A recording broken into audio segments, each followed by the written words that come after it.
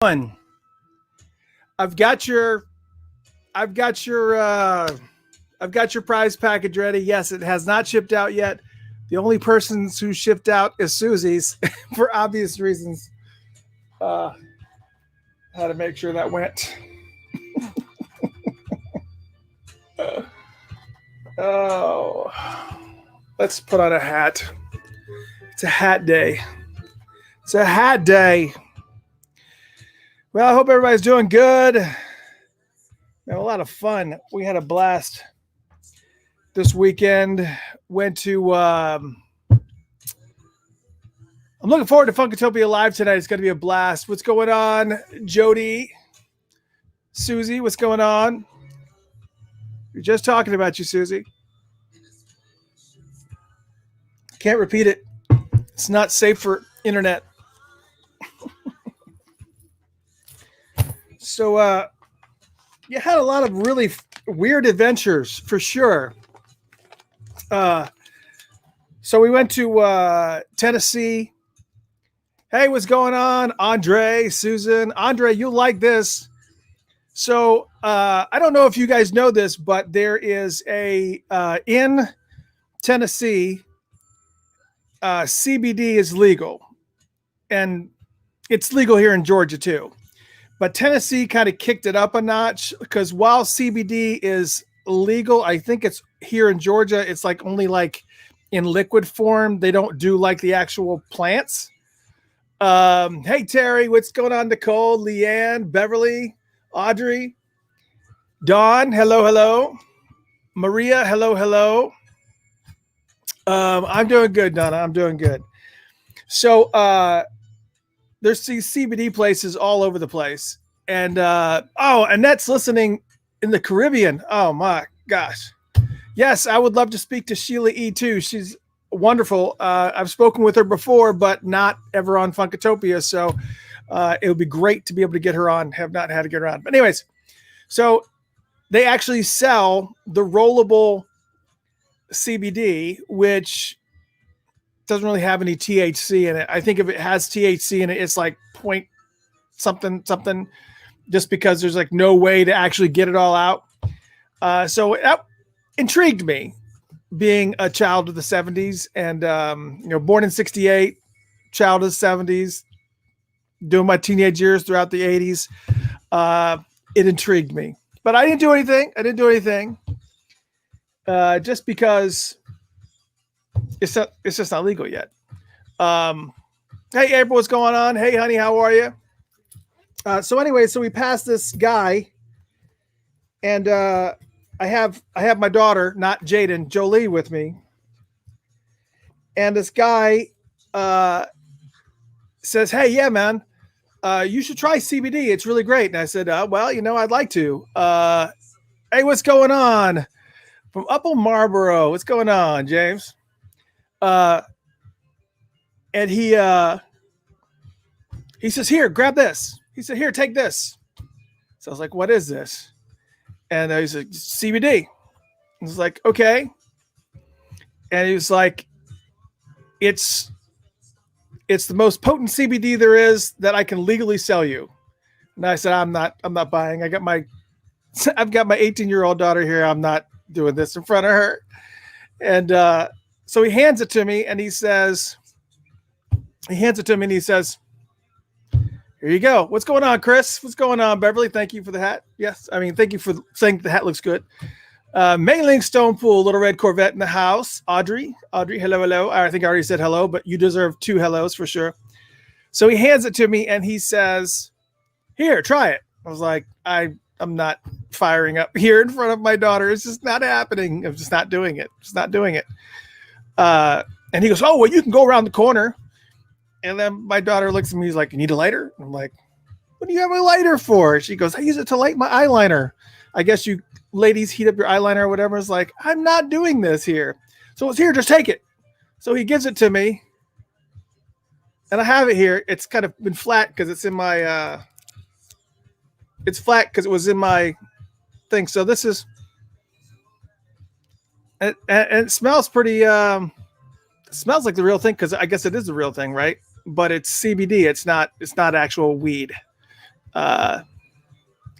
So at some point, not tonight.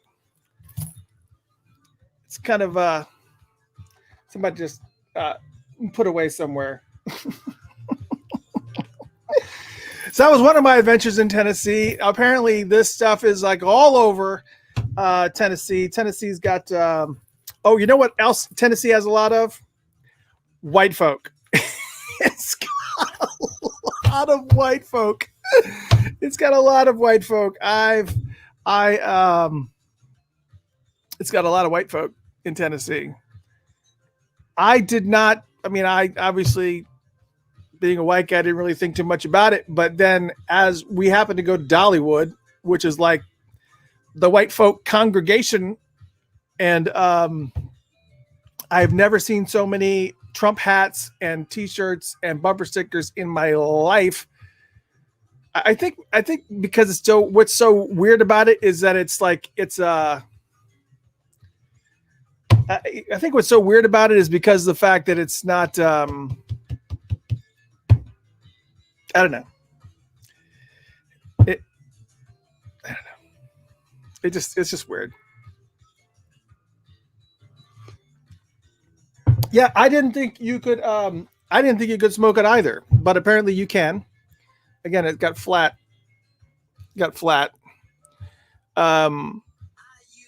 But it actually apparently does have a little bit of THC in it, like 0.3 or whatever. So I guess, yeah, it's kind of crazy. It's, but anyways, yeah, I didn't think you could smoke it either. It's a CBD. I didn't think you could, but apparently you can. And there was people selling it and they had like jars of it. And it was just like it felt like I was in a dispensary, because there were some places that we went to, like they had these flea markets. They had this one place in the Great Smokies called the Great Smokies Flea Market. And they had like these just jars everywhere. And they were just filled of different strains, and they all have different names like Christmas tree and, trick or treat. And it was like all kinds. It was like, what? So they all had names and whatnot, and it was pretty cool. I mean, it was neat. But I was like, she goes, "Oh, smell it!" And you take up the lid and you smell it, and it smells just like it. I mean, just like it. And it's because it is it. It's just they removed the THC component from it, so it still does the pain, the pain relief, and it still does.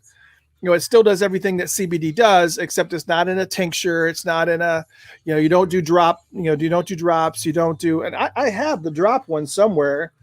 But I wasn't aware that you could smoke. And some people said the lady was telling me, she goes, some people prefer to smoke CBD, because, you don't really get a buzz. It's more like, it's very relaxing, and it doesn't have that anxiety thing to it. It's just very chill, and it's like, okay, cool.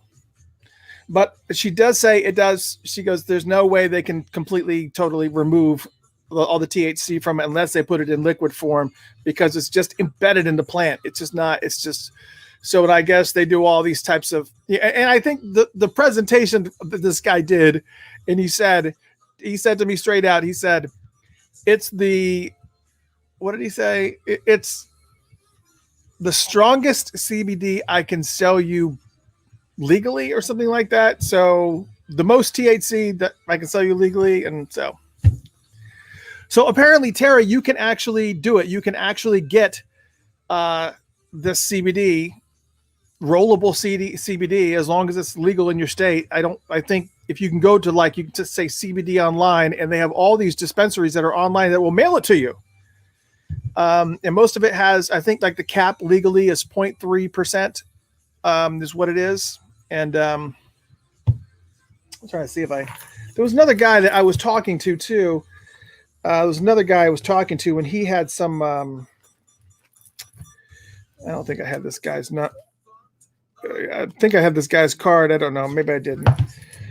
But he told me to go online and take a look, and he said, yeah, it's legal in your state. They'll send it to you. And it's legal in Georgia, but they only do it hasn't fully grabbed hold. Now, apparently, it's a process. It's happening here in Georgia. I think they've already officially, Terry lives in California. She's like, Terry's like, what's the problem? Pass me the bowl. I mean, it's cool. I think it's cool. It's coming in Georgia because there's already multiple counties in Georgia that have already decriminalized it. So if you get pulled over with less than an ounce, it's not even, I think like the max ticket that you can get busted for, or it's like $75 or something like that. So it's not even, it's not, there's no jail time. There's none of that stuff anymore. So all I can say is that it's obviously coming here in Georgia, and yeah, Terry, I know a lot of people said I'd get, they have a legal that do edibles, and I just don't like edibles because I've never tried them, but I can only imagine that I've had it offered to me many times, but the problem is with edibles is that I think because of the fact, once again, because I'm a child of the 70s, that we just got used to, and 80s, that you just got used to smoking it. You knew what you were taking in. You knew what was going on. With edibles, you have no idea of the potency. It's totally, you have no idea. You have no idea what you're dealing with, what you're getting. It's crazy. So anyways, I haven't really, how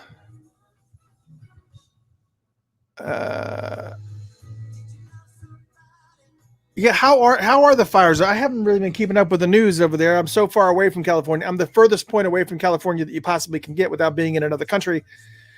How are the wildfires over there? Are they like completely and totally out of control, or it's crazy. I hope you guys are doing great. Prayers up for sure. Yeah, I don't even know how to do all that stuff as far as making your own edibles and things like that. I don't know. It's crazy. Also went to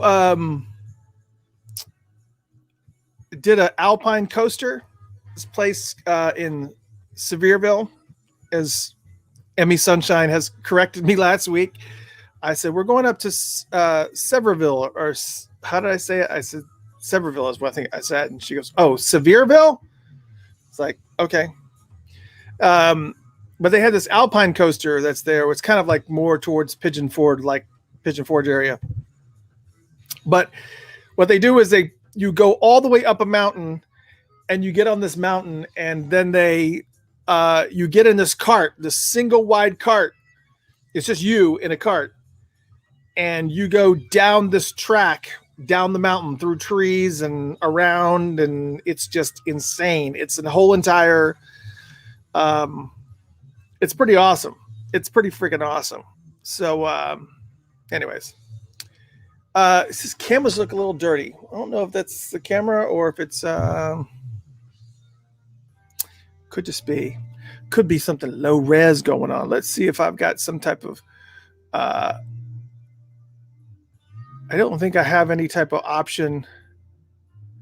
Yeah, that's the highest definition I can go. Apparently, it does look a little bit. I think it's less light in here today, so it kind of sets the tone, kind of makes it moody. But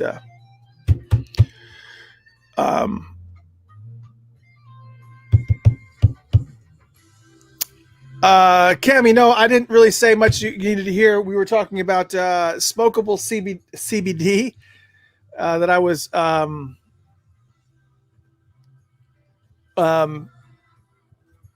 smokable CBD that I was handed when I was in Tennessee. Somebody said, just take it.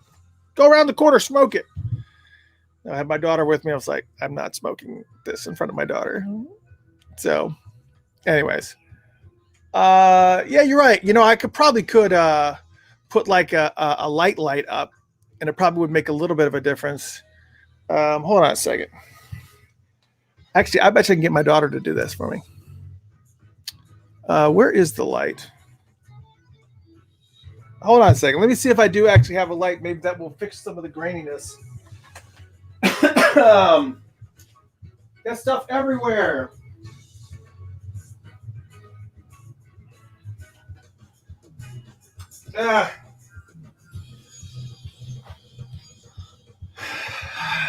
Yeah, I don't know where the lights are, so I'll text my daughter and tell her to bring me. Let me see if I can call her.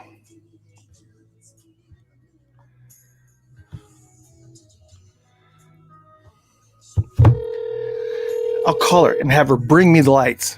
And I can put one up here. Hey, Lisa, what's going on? I did not go to Gatlinburg, but I heard that's pretty cool. Hello? Hey, what are you doing right now? Getting ready what? Getting ready for what? Senior pictures. They're doing senior pictures at night? Yeah. Oh. I was hoping you could bring me the lights. The lights that we use for photography. The bag O lights. Why and where? Bring it to the office so that I could look fantastic for people. I don't. I think they may be in my room. Maybe. I think they may be in my room somewhere. That's the only place I can think that they are. All right, I'll find them. Okay, thanks. Bye. All right, bye. All right, we'll find out. Hey, Dawn, what's going on? Smoke that CBD and maybe the camera will get better. Yeah, I'm not going to smoke in my office either, so that's the other thing too. Of course, I could light the incense and nobody would know any different, but that's perfectly fine. Yeah, no, I didn't go see Neyland Stadium or Nyland Stadium where the Vols play. I don't know anything about it.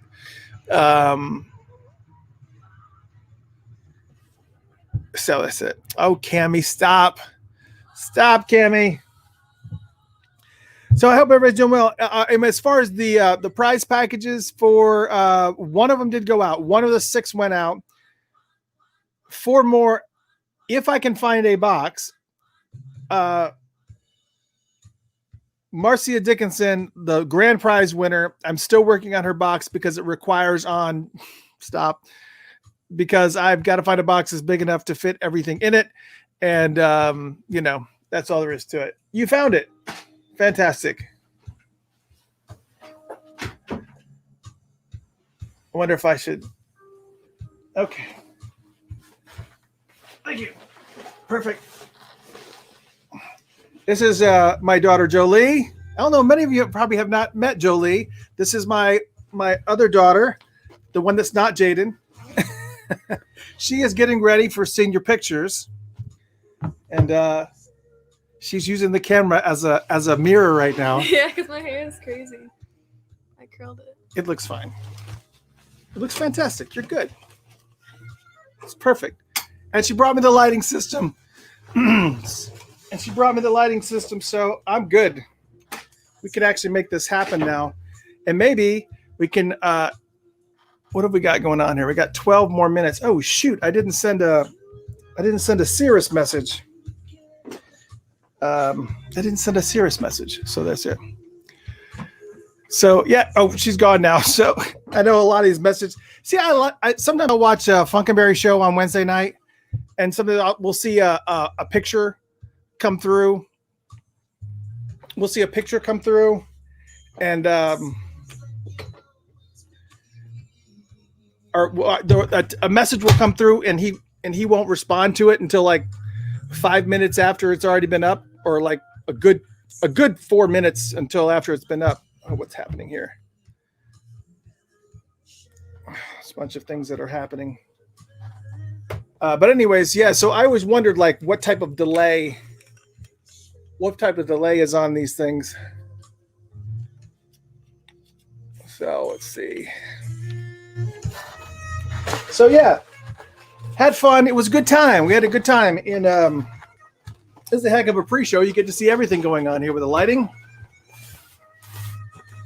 complete with umbrellas, whatnot. Oh, so I was mentioning the prize packages. Hey Anna, what's going on?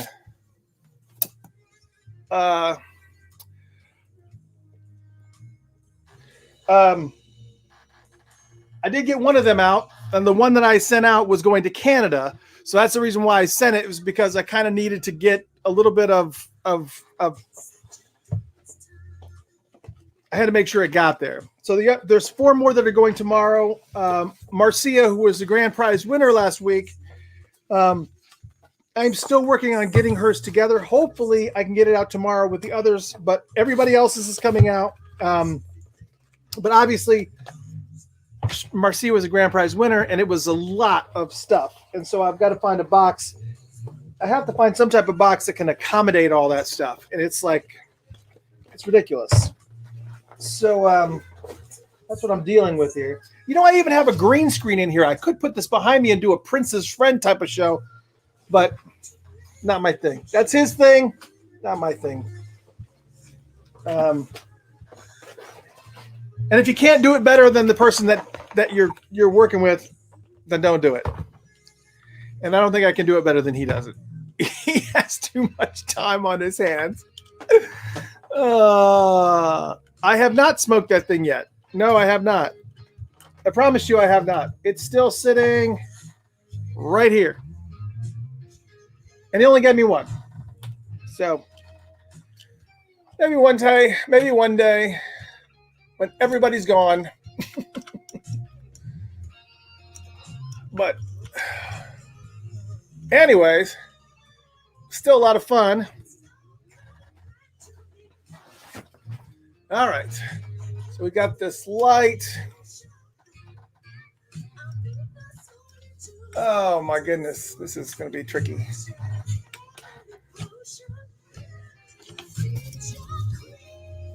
Oh my goodness. Come on, man. Let me just, okay, hold on. So anyways, yeah, so it's going to be fun. I'm so glad that everybody got to participate, and I really wish that more people could have won. I honestly do. I don't know what's happening here. I wish that more people could have won those prize packages, because there was just, this must look like total chaos. So sorry. Okay, that's what needed to happen. Oh, this is the last song before we start, too, so man alive. It doesn't really matter because, you know, the video, I feel like I'm getting ready for the 8 o'clock show. The video part of it's already here. I didn't even think to do this. I have thought to do this a couple times, but I just never did it. So I just never did it. All right.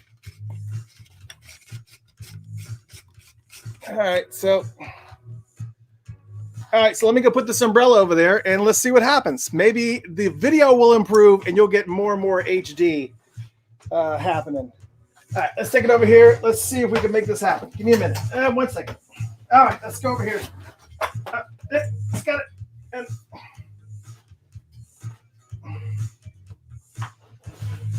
ow. Ow. Ow. So, God bless him. Ow. Ow.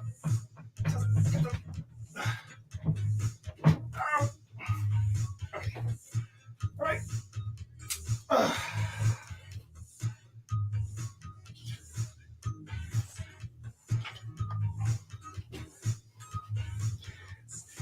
I think this may actually be too bright. Holy sugar, that's too bright. And I only really this, I think, is still light noise, but that's much brighter. Holy cow. All right. So there's a lot of light now. You know, before, I think I've watched videos when I'm doing shows and I have to like worry about the screen that's over here. Yeah, Andre, I guess you got to move down here, man. You have to be my sound and camera guy.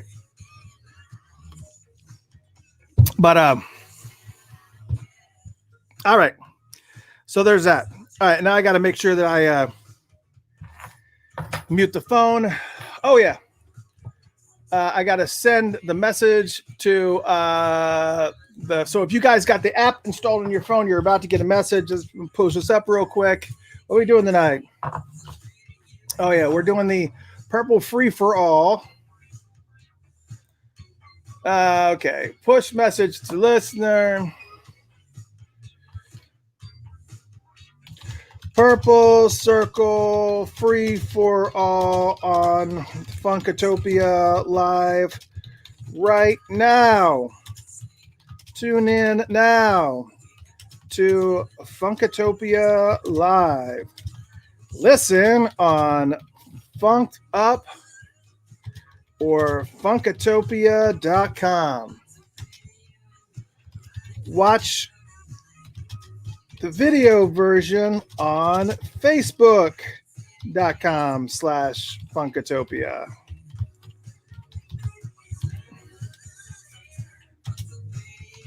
Tune in now. Make sure I spelled all that right. Tune in to Funkatopia Live. Listen on Funked Up or Funkatopia.com. Watch the video version on Facebook.com or YouTube. Tune in now. Send now. Okay, so now the message has gone out to all you folks. All right, we're good. All right. Todd said I look better in the dark. What's going on?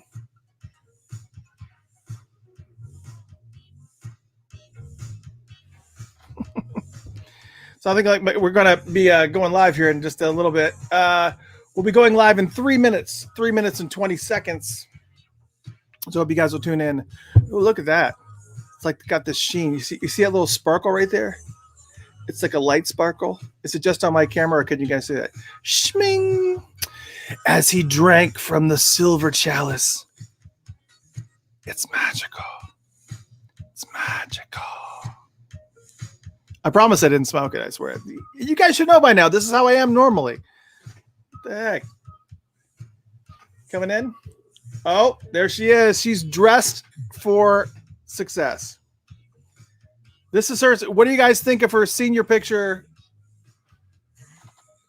There she is. Yeah, it's too red. It's too red? Let's see.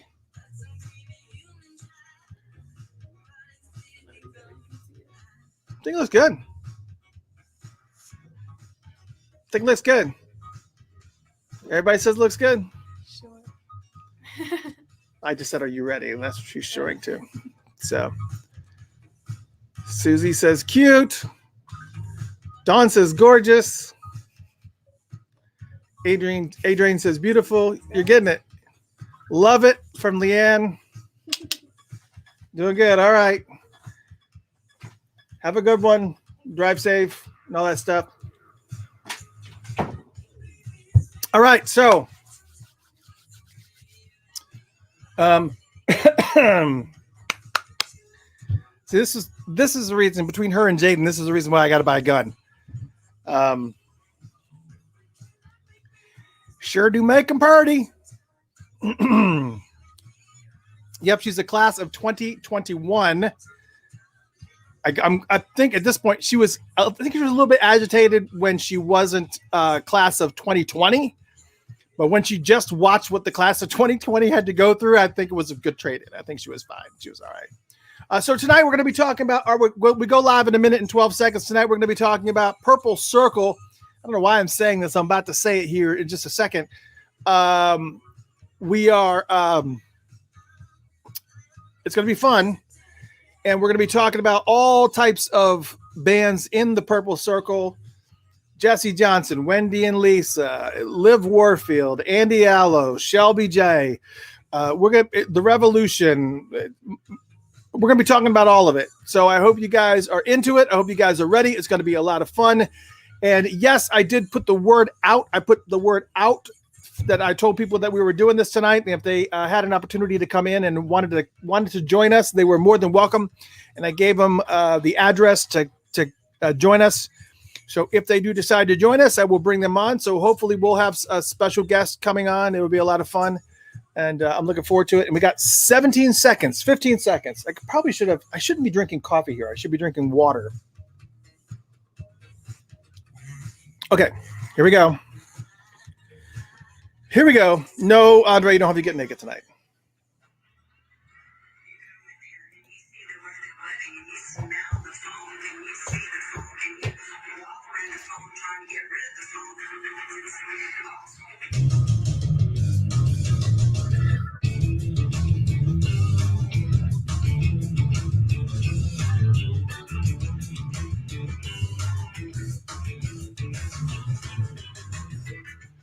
Hello, hello, one and all.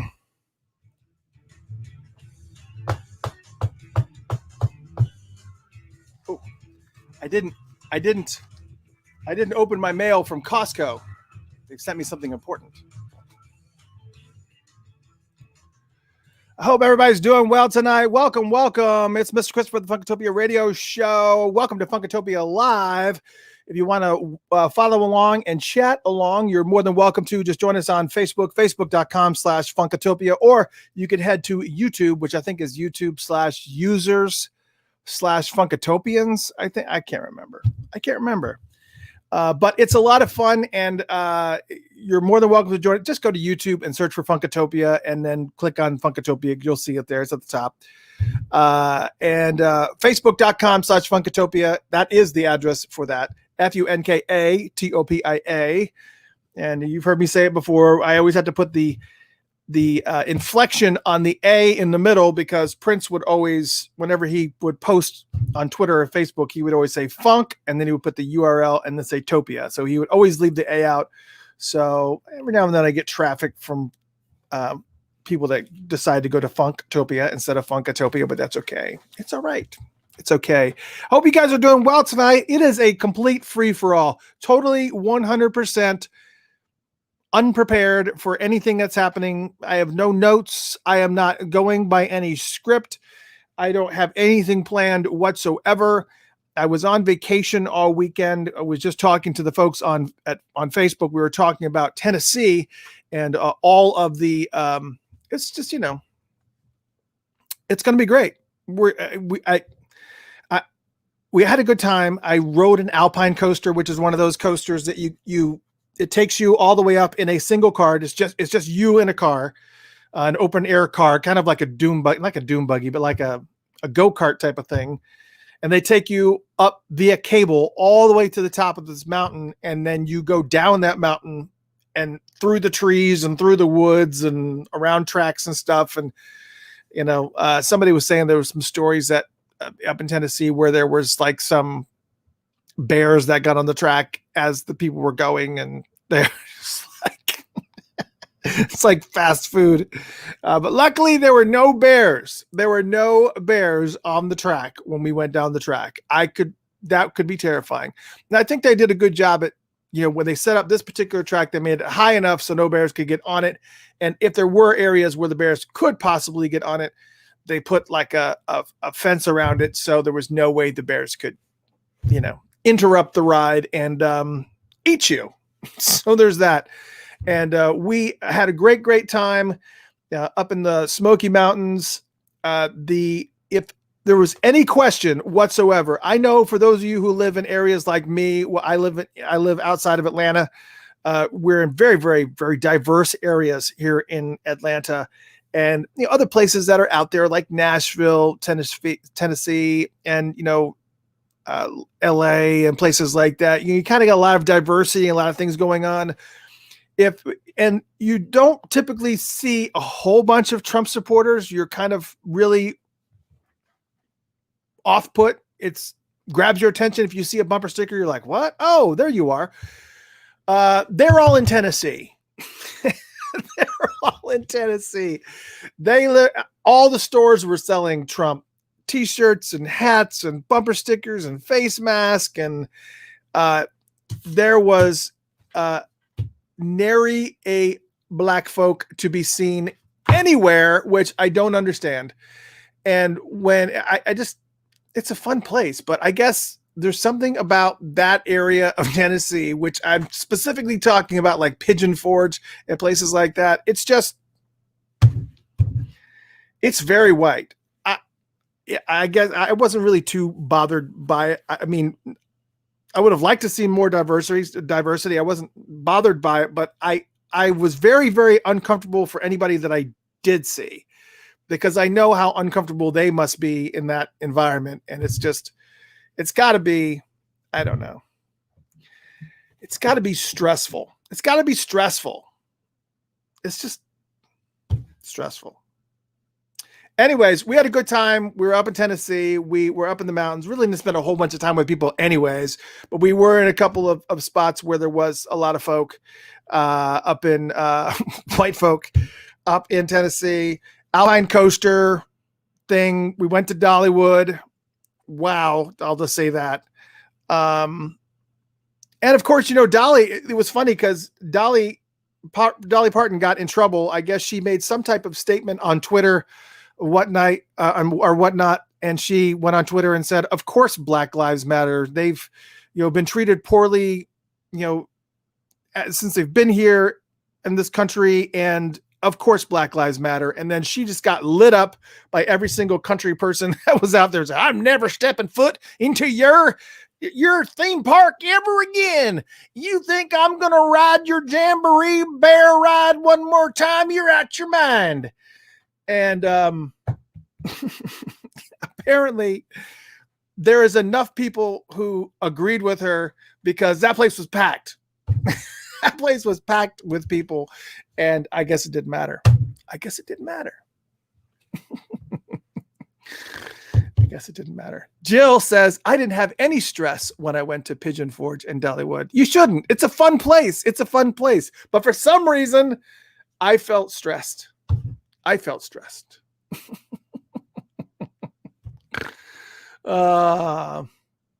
So yes, this just, you could hear when all the music that you're hearing is mostly banjo. It's really not a good place for anybody, city folk like me. Just it's fine and comforting, but I would not want to live up there. The internet is horrible. The internet connections are horrible. The Wi-Fi is horrible. Cell phone signals are horrible. I don't know. Don't know. Brian, what's going on? I'm saying hello to everybody. So many people came in and I missed them. Hello, everybody. Tonight let's get back on track. I'm going down rabbit holes before I've even had a chance to even start mowing the grass. I'm Mr. Christopher. Welcome to the Funkatopia radio show and Funkatopia Live. And we are going to be talking tonight about the Purple Circle, all of the great bands that kind of came out, and let me be real clear, not just bands that came out of the whole entire, not the Vanity Sixes and the Apollonia Sixes, not just the time, but I'm also talking about a lot of bands who are creating music outside of the Purple Circle, but, had a good affiliation with Prince, the Leanne LaHavises and Andy Allos, those types of bands that Mazarati, even though Mazarati is perceived as a Prince protege, they're really not. Mazarati was an existent band before Prince even came and put his 100 miles per hour sticker on it.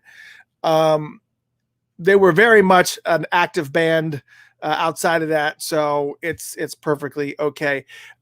It's just, it is what it is.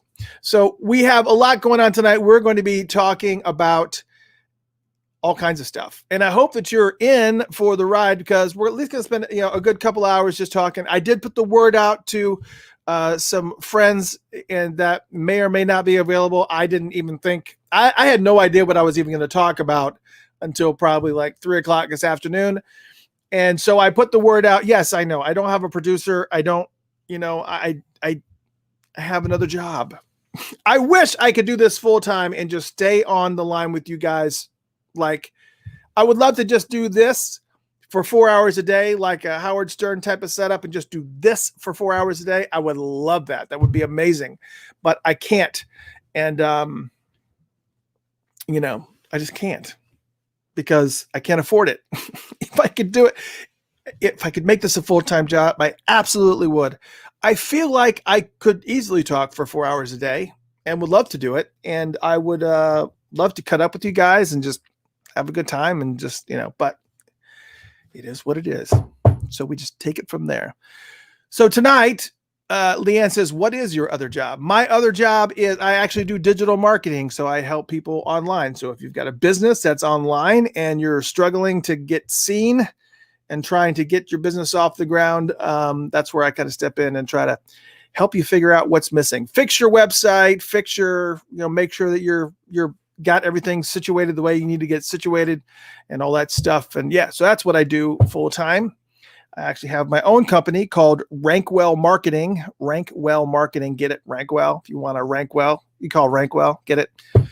Rankwell Marketing. I do have my own company, but I do also some full-time work with a company out of Ohio. So I've just kind of been my primary focus is working on them and focusing on them and them only right now. But, every now and then, I can afford to do some other stuff as well and help you. Yes. So, yes. Pamela says, yes, Leanne LaHavis, here's my question. Do you know if there's any video or audio recording of that small private performance Prince did in her flat? Yes, there is a recording of that. And I think Leanne has it. I don't know anything else other than that. I do know that it does exist. I want to talk about, this is a free for all. We can kind of go all over the map. The focus that we're going to really hone in on today is going to be Prince proteges, not just Prince proteges, but also all these other bands that Prince was involved with or actively involved with. Not necessarily bands that had really amazing careers even before Prince got involved. Like we can talk about Shaka Khan and we could talk about Larry Graham and we could talk about all those folks, but I'm thinking about more of the ones that really kind of really offshot. I don't think of the right word from Prince's world. And then kind of moved on from there. So that's kind of, all these people saying hello. Dora said hello. Vicky, hello. I think there's so many people that I have not said hello to. It's unbelievable. And Pamela Weiss, Leanne, if you're listening, I think you've listened before. I've seen you in here before. Leanne, if you're listening or if you're listening to the show afterwards, please, everybody's begging you, please release that recording. It would be amazing to hear what Prince did in your living room. And of course, I'm sure he would be okay if you took a little bit of a cut of it, since the recording studio was your living room. That would be awesome. April says the ultimate tribute to Prince is for all the bands on one stage for the biggest concert honoring Prince, every band member, even the time Sheila, Jill Jones, and all of his dancers. That would be very, very cool. Very, very hard to organize since so many folks within that purple circle just don't get along with one another. They just really, really don't. It's funny, actually. There's so many people that have issues with other folk, and Prince was really the only glue that kind of held a lot of that stuff together, to be totally honest. And then once he was gone, all those different characters and I guess animosities just kind of came out and bubbled up to the top. And now you got all these attacks happening online and people, one person attacking another person attacking another person. And of course, I heard tons of other stories about people that wouldn't perform if that person's performing. If that person's performing, I'm not performing. It's just crazy, the amount of stuff that goes on. It's just insane. Yes, Anna mentions Apollonia and Sheila. That's one of the more current ones I can think about. Hats off, everybody's kind of talked about that. Apollonia attacking Sheila because she made that song Lemon Cake. But then Apollonia went all in. I guess the Lemon Cake thing kind of set her off because she did some type of preface to the song saying the fact that she used to make lemon cake and Prince loved the lemon cake that she used to make. But there were other people that were making lemon cake for him that he loved. And it just spiraled and everybody thought that she was trying to steal the spotlight from that person. And it was just ridiculous. But Apollonia went all in talking about Sheila stealing money and Sheila's doing this and Sheila's doing that. Hats off to Sheila, because the reality of it is that Sheila is a legend. Okay. No offense to Apollonia. I've got no ill will towards Apollonia whatsoever, but Sheila E. was going to be in the music industry and was going to be big in music regardless of whether or not she was involved with Prince or not. She was already actively playing with Marvin Gaye and Lionel Richie. And I mean, just she was already big. Prince came to her because he was watching her career. So it wasn't like he made her career. She already had a career and was doing very well. So hats off to her for not responding to any of it. she was just like, whatever, chick. That's kind of think is how it went down. And then, of course, you had a lot of other things too. There was the Jesse Johnson debacle that happened. Many of you may or may not have heard that, but I actually had an opportunity. For some reason, I actually had an opportunity to actually hear that recording of somebody put some tape recorder or some type of recording device in a room when Jesse Johnson was going off about Prince. And it was not the nicest thing. But, if anybody deserved to be a little bit annoyed by some of the things that were doled out by Prince onto some musicians, Jesse is probably one of them. Jesse had a lot of things that, there's a lot of things that Jesse was involved in that he didn't get credit for at all. And that wasn't really fair at all. Like the 1999 shouts are Jesse Johnson is in the party. He's in that part. He came up with Jungle Love. The music for Jungle Love. It's just amazing to me how many things that he really ultimately got, I'm not going to say cheated out of, but just kind of pushed out of as far as getting points for certain songs and music.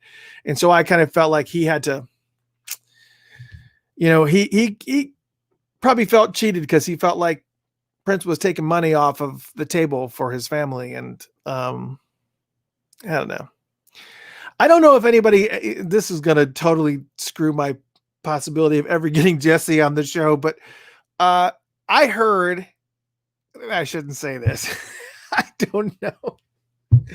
I can't remember where it was. And maybe somebody who has access to a library that has microfilm for the Atlanta Journal-Constitution. I want to say it was AJC. Of course, I'm here in Atlanta. I've tried to look it up on the microfilm records and I can't find it anywhere, but it was somewhere about 1990.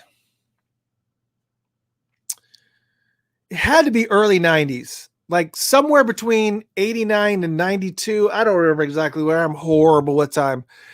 But there was, yes, let's just go ahead and get it clear.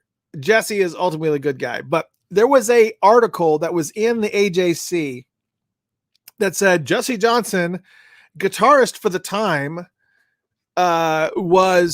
police were called to his residence because he had wedged his head underneath the back tire of his girlfriend or fiance or wife's, I don't know what she was at the time, car, because she was about to leave him. And he basically was like, I would rather die than you leave me. And he went outside and put his head underneath the back wheel of her car. And the cops had to come and get him out from underneath the car. And then it went away. I never heard anything else about it. I never heard anything else more about it, but I remember reading it and I remember cutting it out of the newspaper. It was like, oh snap, this is crazy shit. So I took it and I had it for a long time. And then for some reason it got misplaced somewhere. I don't know where it went. I don't know that I would ever have the balls to ask Jesse if he, I don't know if I would ever have the balls to ask Jesse, hey, while I've got you, did you ever wedge your head underneath the back tire of a car? Because it seemed kind of crazy, but it was in a paper. It was in the Atlanta Journal-Constitution. I saw it with my own eyes. I even showed it to my friend Rob, and I was like, did you see this? Rob Rhythm, who you've seen on the show. I was like, did you see that? I just, I don't know if this is, anyways. Anybody else hear that story? Was it just me? It was just me. I don't know. That's the story I heard. And that not that I heard, it wasn't like I guess it was technically a second source, but it was in the paper. It was in the Atlanta Journal-Constitution. I cut it out, and I didn't have a laminator at the time, so I like took like strips of Scotch tape and put it like on it, like one row after another, to kind of like a poor man's laminate. And I've only done that to 2 articles. That was one of them, and there was another article that was in a paper in Hilton Head Island. I can't remember the name of the paper, but when I lived in Hilton Head, South Carolina, it was not the Hilton Head that it is now.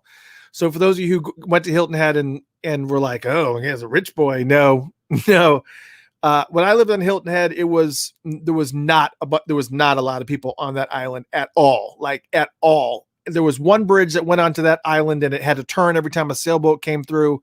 It was not what it is now. This was in the 70s. And, but there was, I don't know why I even bothered to tell you that. There was a newspaper that had an article, and it was a long article about squirrels and this person's hypothesis as to why squirrels get hit by cars. And I was like, what?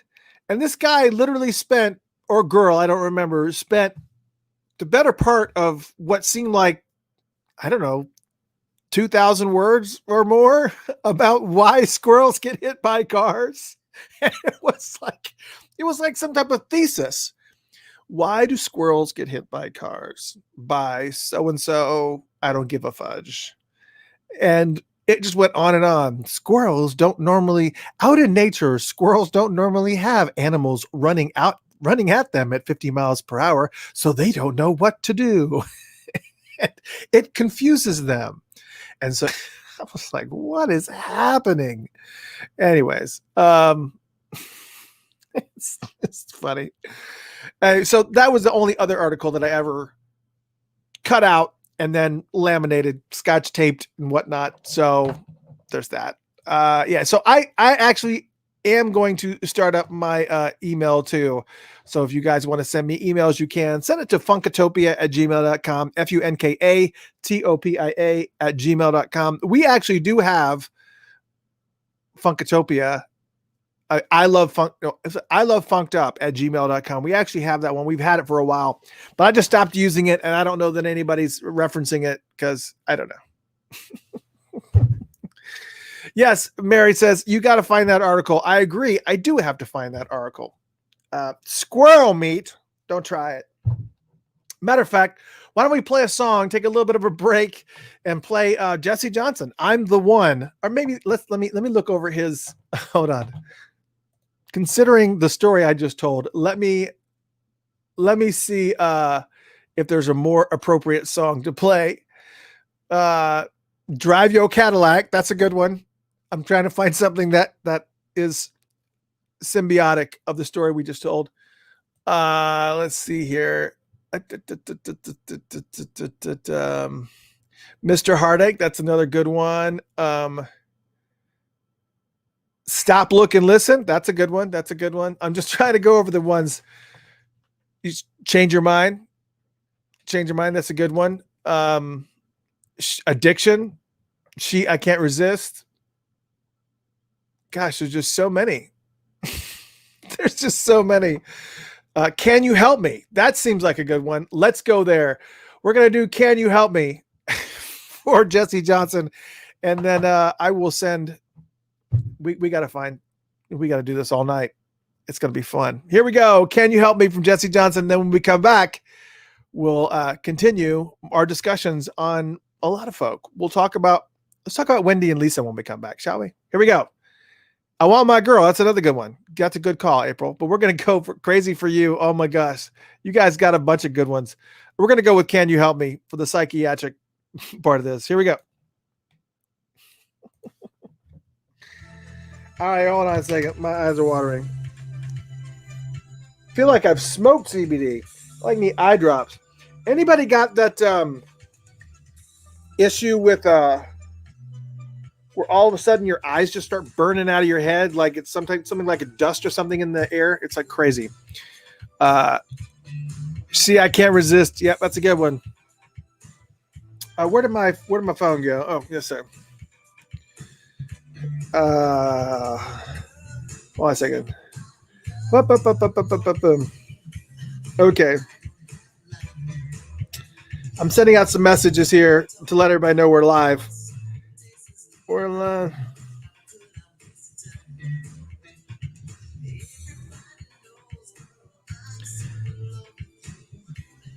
I don't know if I can capture that or not.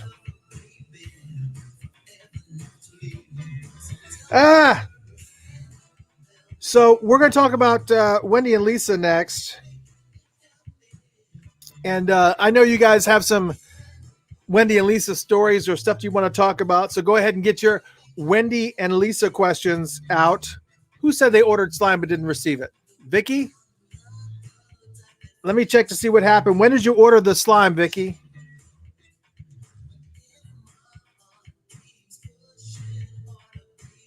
Let me know when you order that slime, Vicky. I'll double check on that.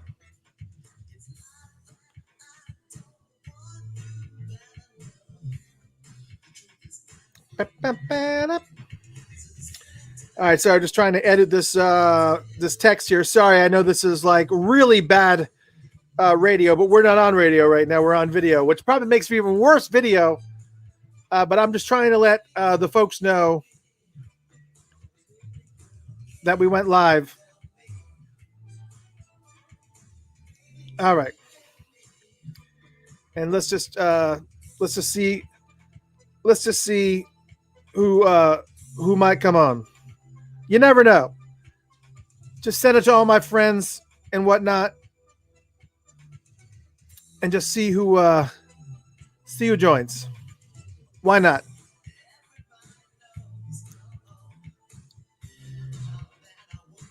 Just because we can.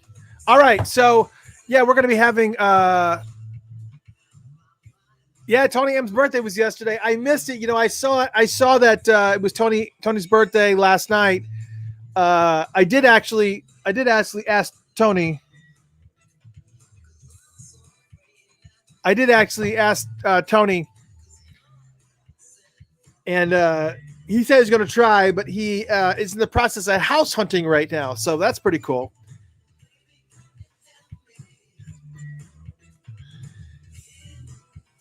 You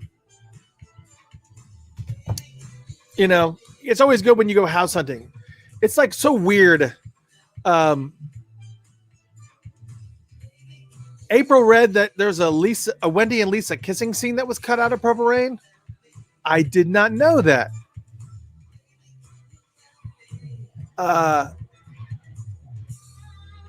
Wow. That would have been interesting. Can you find that on YouTube? Cammy, did you find that news article? Oh, Cammy, if you found that news article, this would be awesome. I would love to post a freaking link. Oh my God, for sure. Oh my God, that'd be amazing. So I did put the invite out.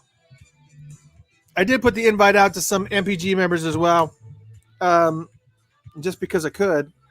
You know, I wanted folks to be able to join, just kind of hang out, share some print stories and what else.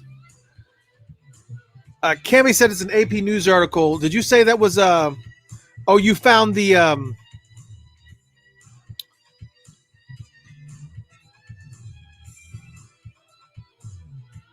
Hold on a second.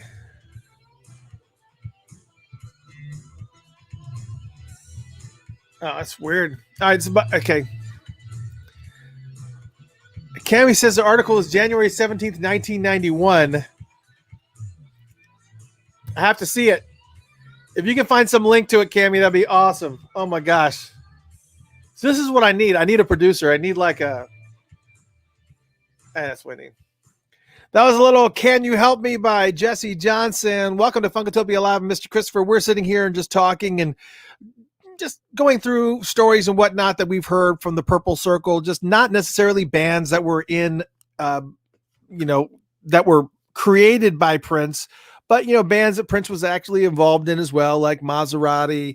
Wendy and Lisa very much had an amazing career. outside of Prince. Of course, not until, after Prince. I think that if they would have gotten together, it was because of Prince that they came together, because never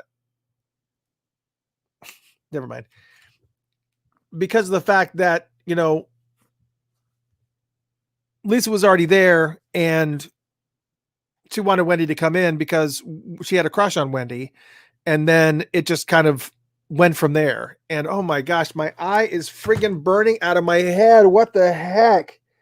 I am not going to do, I swear to you, I am not going to do Visine on air. It's just not going to happen. I'll let my eye burn out of my head before I do that. Anyways, it's funny. So we were talking before that there was this article that I saw about Jesse Johnson. The cops had to be called out to his house because he had wedged his head underneath the car tire of his girlfriend's car or his wife's car. And they had to, this is from 1991, apparently. And Cammy, my good friend Cammy, she actually found the article. And that's awesome. And I definitely want to see that article. But she found it. It's an article from AP, the Associated Press. So it's an Associated Press article, January 17th, 1991. I wonder if if I look for it. Let's see here. Hold on a second. I'm gonna look for it. All right, Associated Press, Jesse Johnson. Let's see if I can see this now. January, she said January, right? January 17th, 1991. Was that the right date? Was that the right date? I'm going to double check. Yes, January 17th, 1991. Let's see. Yeah, January 17th, 1991. Here it is. Minneapolis, AP. Well, let's see this here. Wow. Okay, this is much more involved than I thought it was going to be. A guitarist with the funk band The Time has been charged with felony assault after authorities said he threatened to shoot his estranged wife and tried to kill himself. Jesse Woods Johnson, 33, was arrested this week outside his mother-in-law's Roseville home, where his wife, Teresa Laws, had been staying. Laws, 28, told police she was moving her belongings out of the house when Johnson confronted her with a 9mm pistol near her car. She and her mother, Rita Oberg, tried to talk Johnson into putting the gun down, where he refused. He pointed it at himself. She and Oberg ran into the house.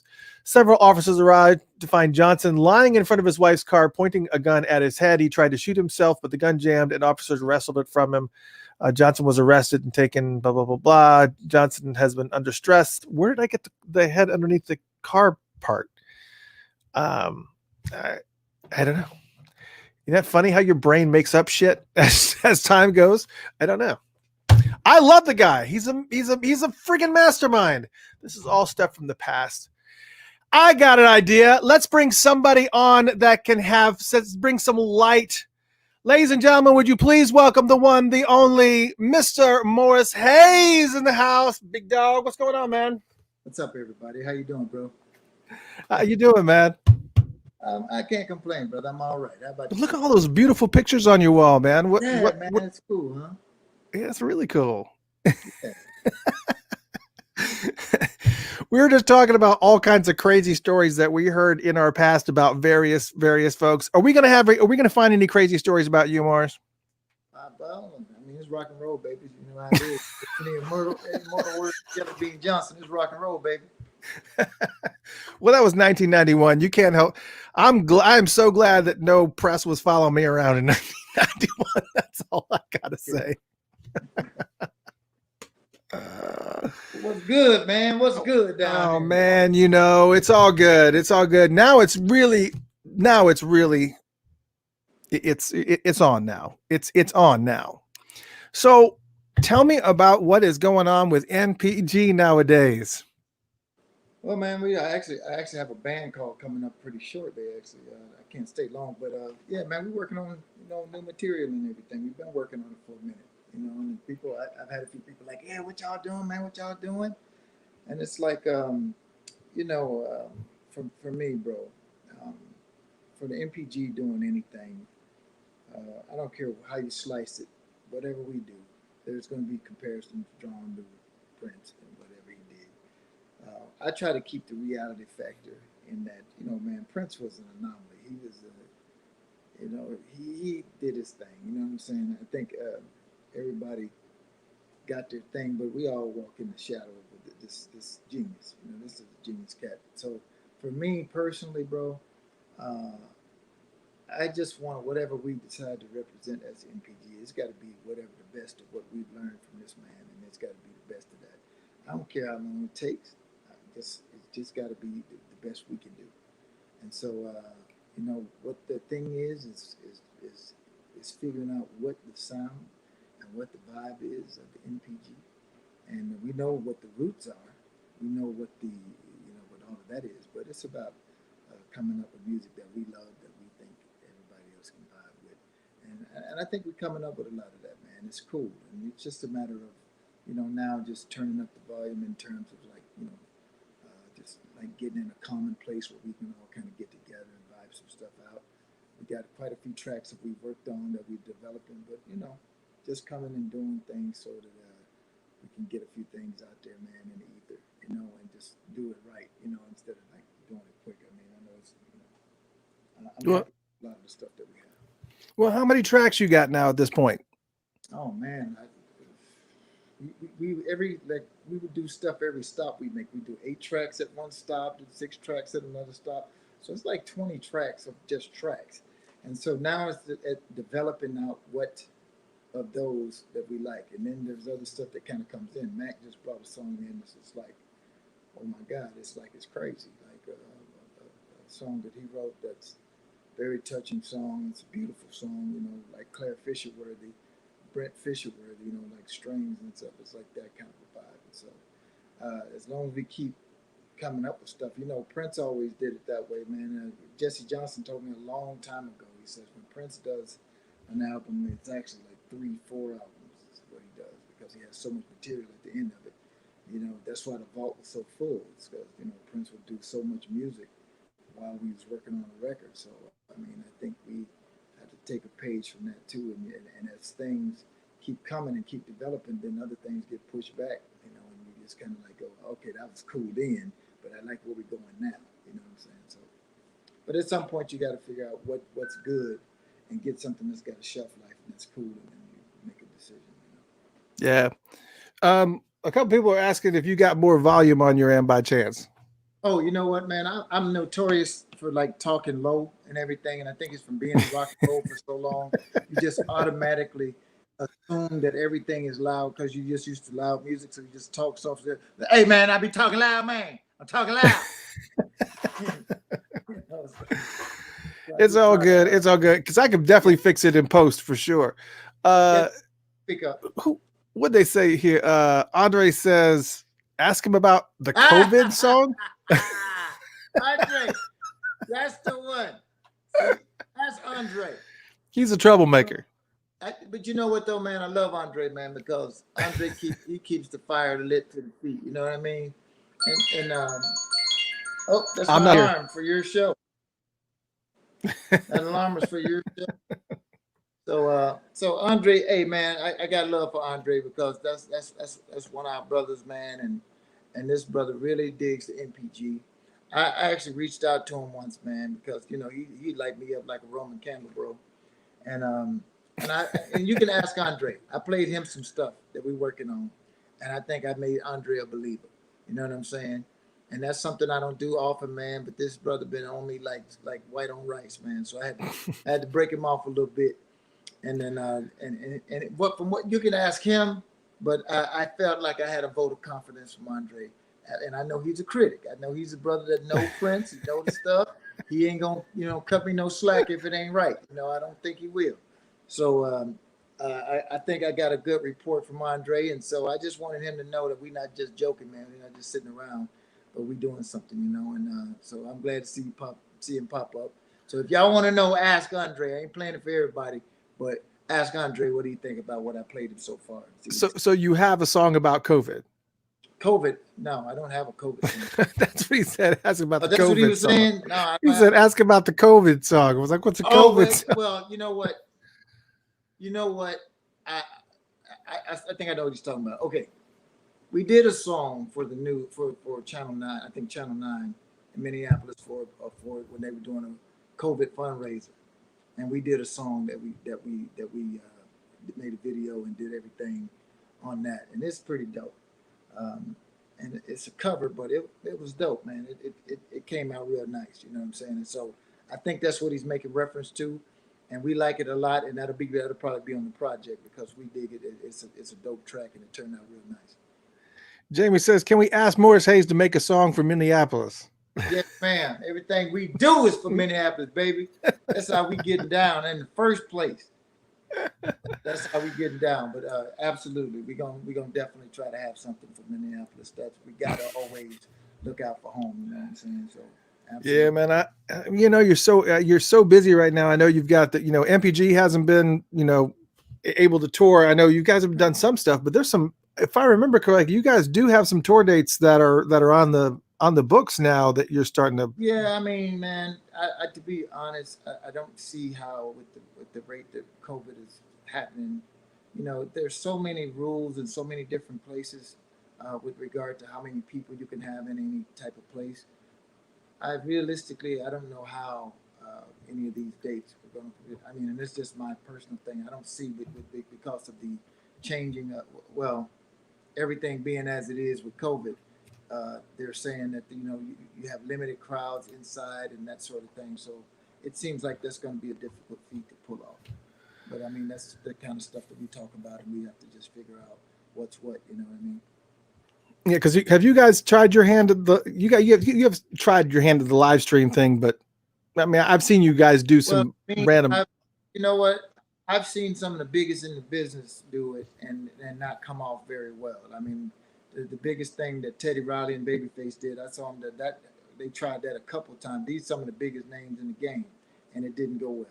So I don't know if the tech is there yet as far as some of it for when you try to put a band. So I think the best thing that we could do is when we get together, since all of us live in different places, Tony's in Arizona now, Mac is in LA, I'm in Arkansas, Sonny's in Minneapolis. So everybody's all over the place. I think the best thing we can do, so we're not trying to make that much tech work out, is get in the same place and then do something from the same place. I think that'll work better than all of us trying to be in remote locations and jacking it up so the experience isn't cool. I mean, we had problems with when we were trying to stream from First Avenue that time. It's just like the tech is just like still in that stage where they don't have it all the way worked out. And I mean, I think some people have figured it out, but I haven't figured it out in terms of like how to do it in a way. And plus, if your internet is anything less than stellar, it is not a pleasant experience, man. It's just like a lot of glitching, timing issues and stuff like that. And to me, that doesn't generate a good experience if it's like raggedy, man. If it's all over the place, then it's not a good experience. Yeah, I hear some of these things. My mic seems to be loud. I hear some of these scenarios where you get these people that are recording their voice over and over and over again and doing these really intricate layered things going on, and it's just crazy. And it's like, I don't understand how. I guess if you're doing it on your own computer and you have more control over it, that's one thing. But you're dealing with multiple different people and multiple different scenarios. Like I was just telling everybody before we came on, I vacationed in Tennessee, and that was the worst experience from an internet connection. And it's just like, it's like non-existent there. If you're not in a place like Nashville or something, it's forget it. It's insane. It's booty-rific, bro. I'm telling you, it is not happening, bro. When I was in LA, even in Minneapolis, when I was in LA, man, I was getting like 300 megabits a second, 300, right? That's like cool. When I got here, I said, oh yeah, I'd like to get the internet, please. And they said, yeah, okay, well, let's see if we have it in your area. Let's see if we have it. Okay, let's see. So it turns out we do have it. Yeah, great. Okay, we can get you 3 megabits a second. I said, you mean like 300? And she said, no, 3. I said, yeah, I got 30. She said 3. And then she started laughing. And I was like, you mean like 3, like 1, 2, 3? She's like, yeah. There's no pay. I'm like, I was like, dude, like for real, like that's like you can't even run one of the door cameras that run on two. I'm like, oh my god, yo! So sending it, upload music is like a drama because you just got to do it overnight and just let it run for you to upload any stems and stuff like that. Everything is drama when you live out in rural areas and things like this, but.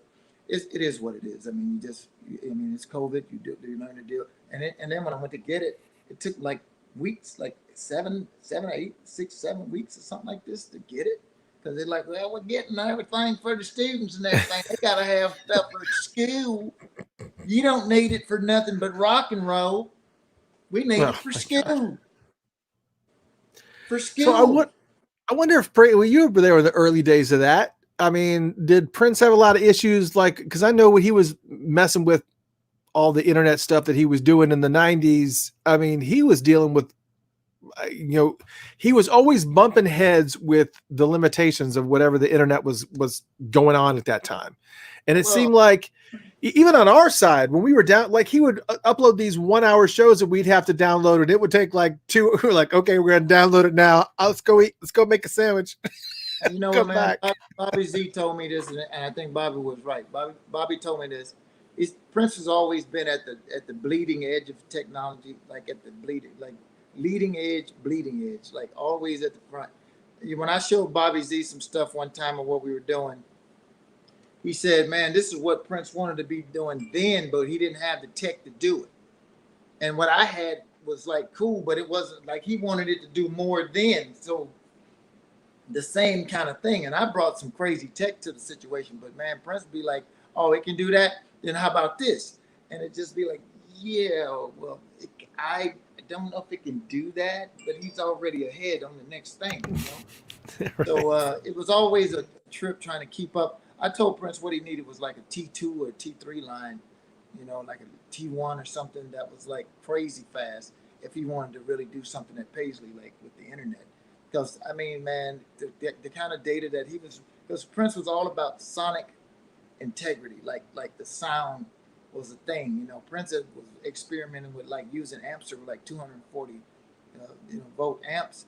He wanted to use the amps that they used in Europe because he felt like 240 volts was like that was more power going through the unit.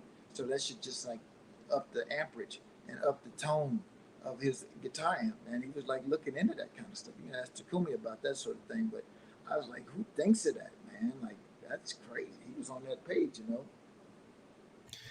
Yeah, he was way ahead of his time on just so many different things. And tonight we're talking about, obviously, we're talking about bands that have come off of, not just necessarily bands that were created by him, because we're also just kind of reminiscing and talking about bands like Mazarati, NPG, like yourself. What was there like did you really have a sense of freedom? Like, for instance, when you guys were doing like Exodus and things like that, did you really feel like you really had full blown freedom, or did you always feel like you were constantly under under a shadow? There's no such thing as full blown freedom. Right, of course. It's like let's accept that first, and then so there's going to be a limited amount of freedom. I mean, Prince was very much into like allowing us, he would hear what Sonny does, or hear what Cassandra does, or Barbarella, or whatever, and let them do their thing, or, me or whoever. But you wasn't just gonna run roughshod over stuff and you just do your thing. I mean, if it was him being involved in it, he was gonna have to say. So you just knew that in the first place, and but it wasn't like it was a complete dictatorship in terms of he don't want your ideas, he don't want your input. He actually liked that part about. That's why he changed bands so much. As he told me, he said that's why he changed bands so much, because he liked the different input and the vibe that everybody brings to the situation. That's what he dug about getting different people. So obviously he's gonna let them have a voice and let them do their vibe,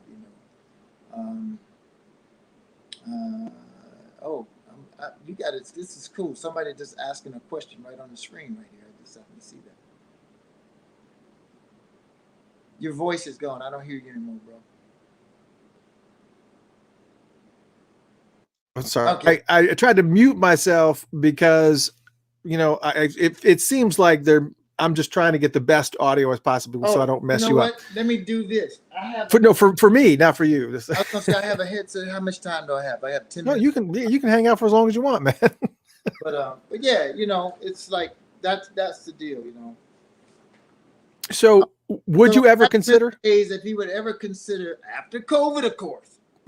Of course. His college bandmates and perform homecoming or something like that.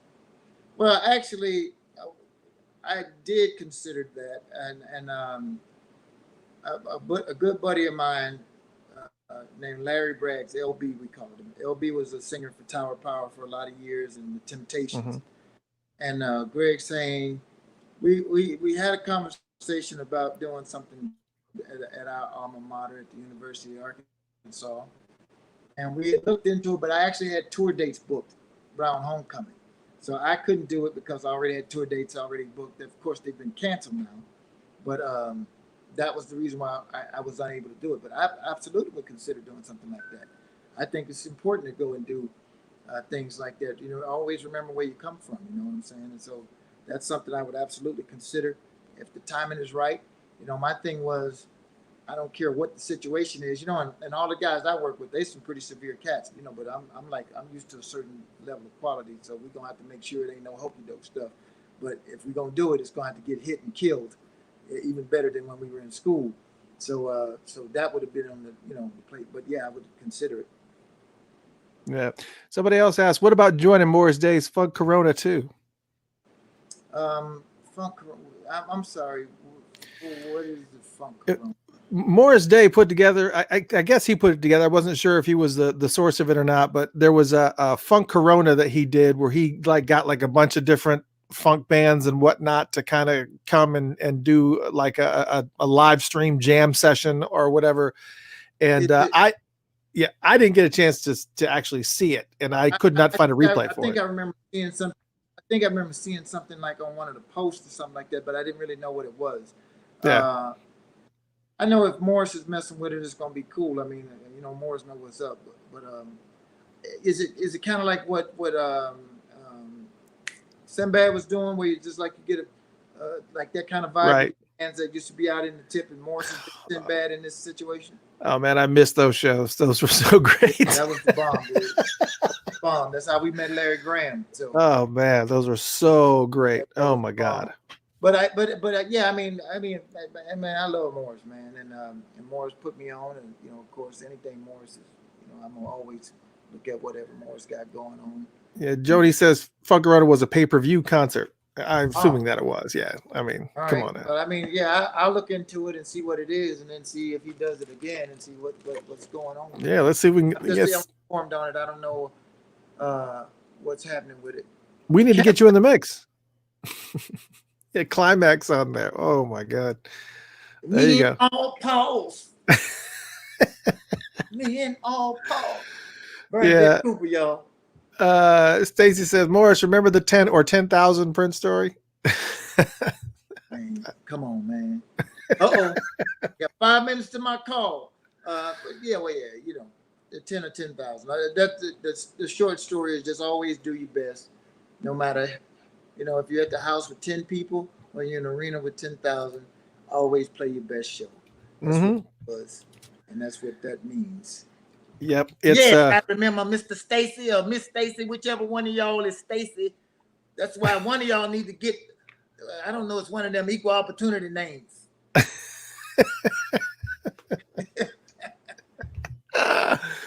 Oh my God. Who's your cousin, Stacy?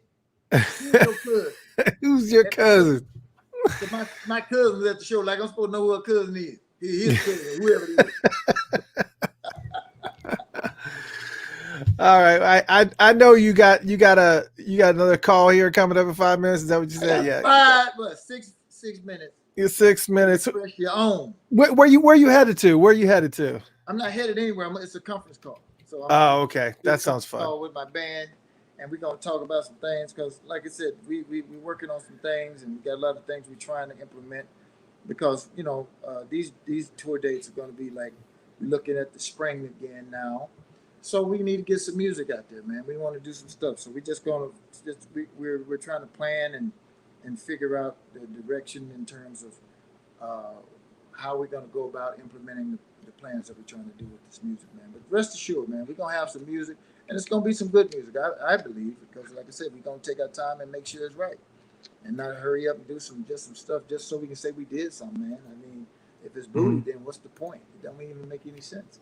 I'd rather just live off the laurels of what we did and be happy with that rather than to put something out that's a joke.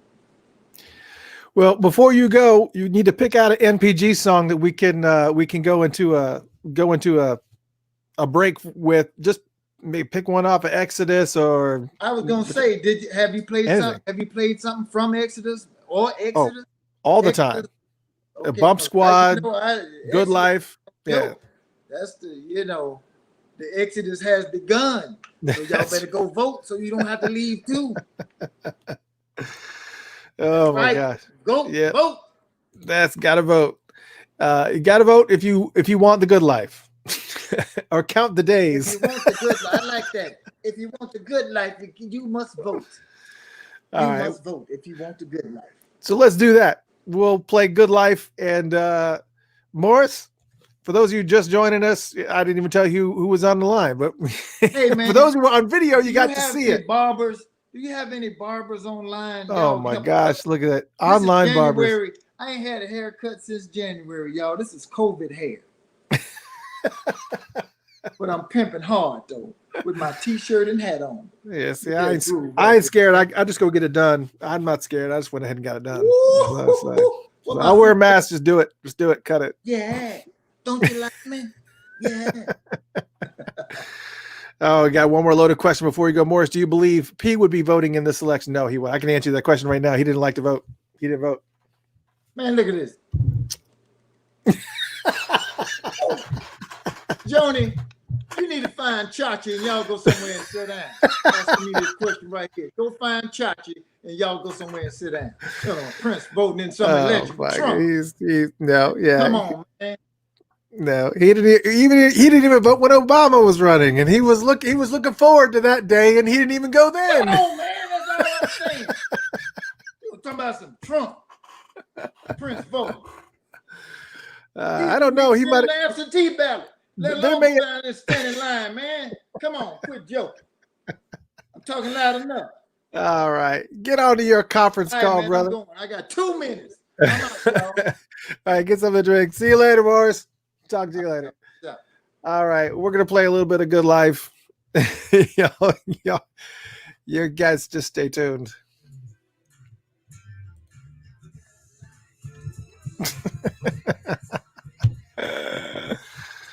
Oh my gosh. What I see, there was something I was going to what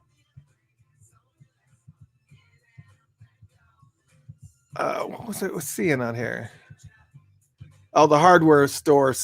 Yeah, that's a pretty funny one.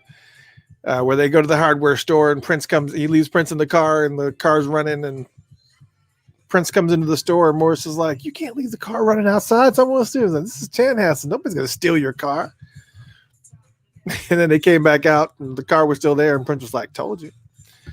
Yeah, somebody had said, who did I see that was going to comment on? What was I going to comment on? Oh yeah, Joni, you commented that on the Funkerathon, knock something over. Cameo, Mary Jane Girls, Ready for the World. I meant to tell you guys, we're actually in a little bit of discussions right now. Unlike other folks, I'm okay with divulging who I'm working on to get on the show. We are working on getting Melvin Riley to be on the show, singer for Ready for the World. Singer since day one for Ready for the World. Will be on Funkatopia. We're working on some of the stuff right now. So just know. So here's what you can find out. Just know if Melvin appears on any other show other than this one before he appears, because nobody was thinking about Melvin Riley inviting Melvin onto his show. That was me. So if you see him appear on any other show other than this one, then somebody's jumping ahead and trying to get in on things. So, I mean, you saw what happened, right? Please, are you kidding me right now? All right, never mind. All right, I watched I watch things all the time. Trust me, I watch things like when I had Joshua Welton on the show. What happened when I had I watched the show. I guess Dr. Funkenberry was talking on the show. He was talking about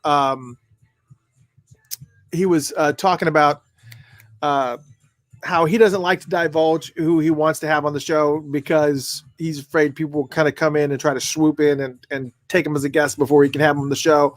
So he's like trying to kind of keep it on the download or whatever. And I totally get that.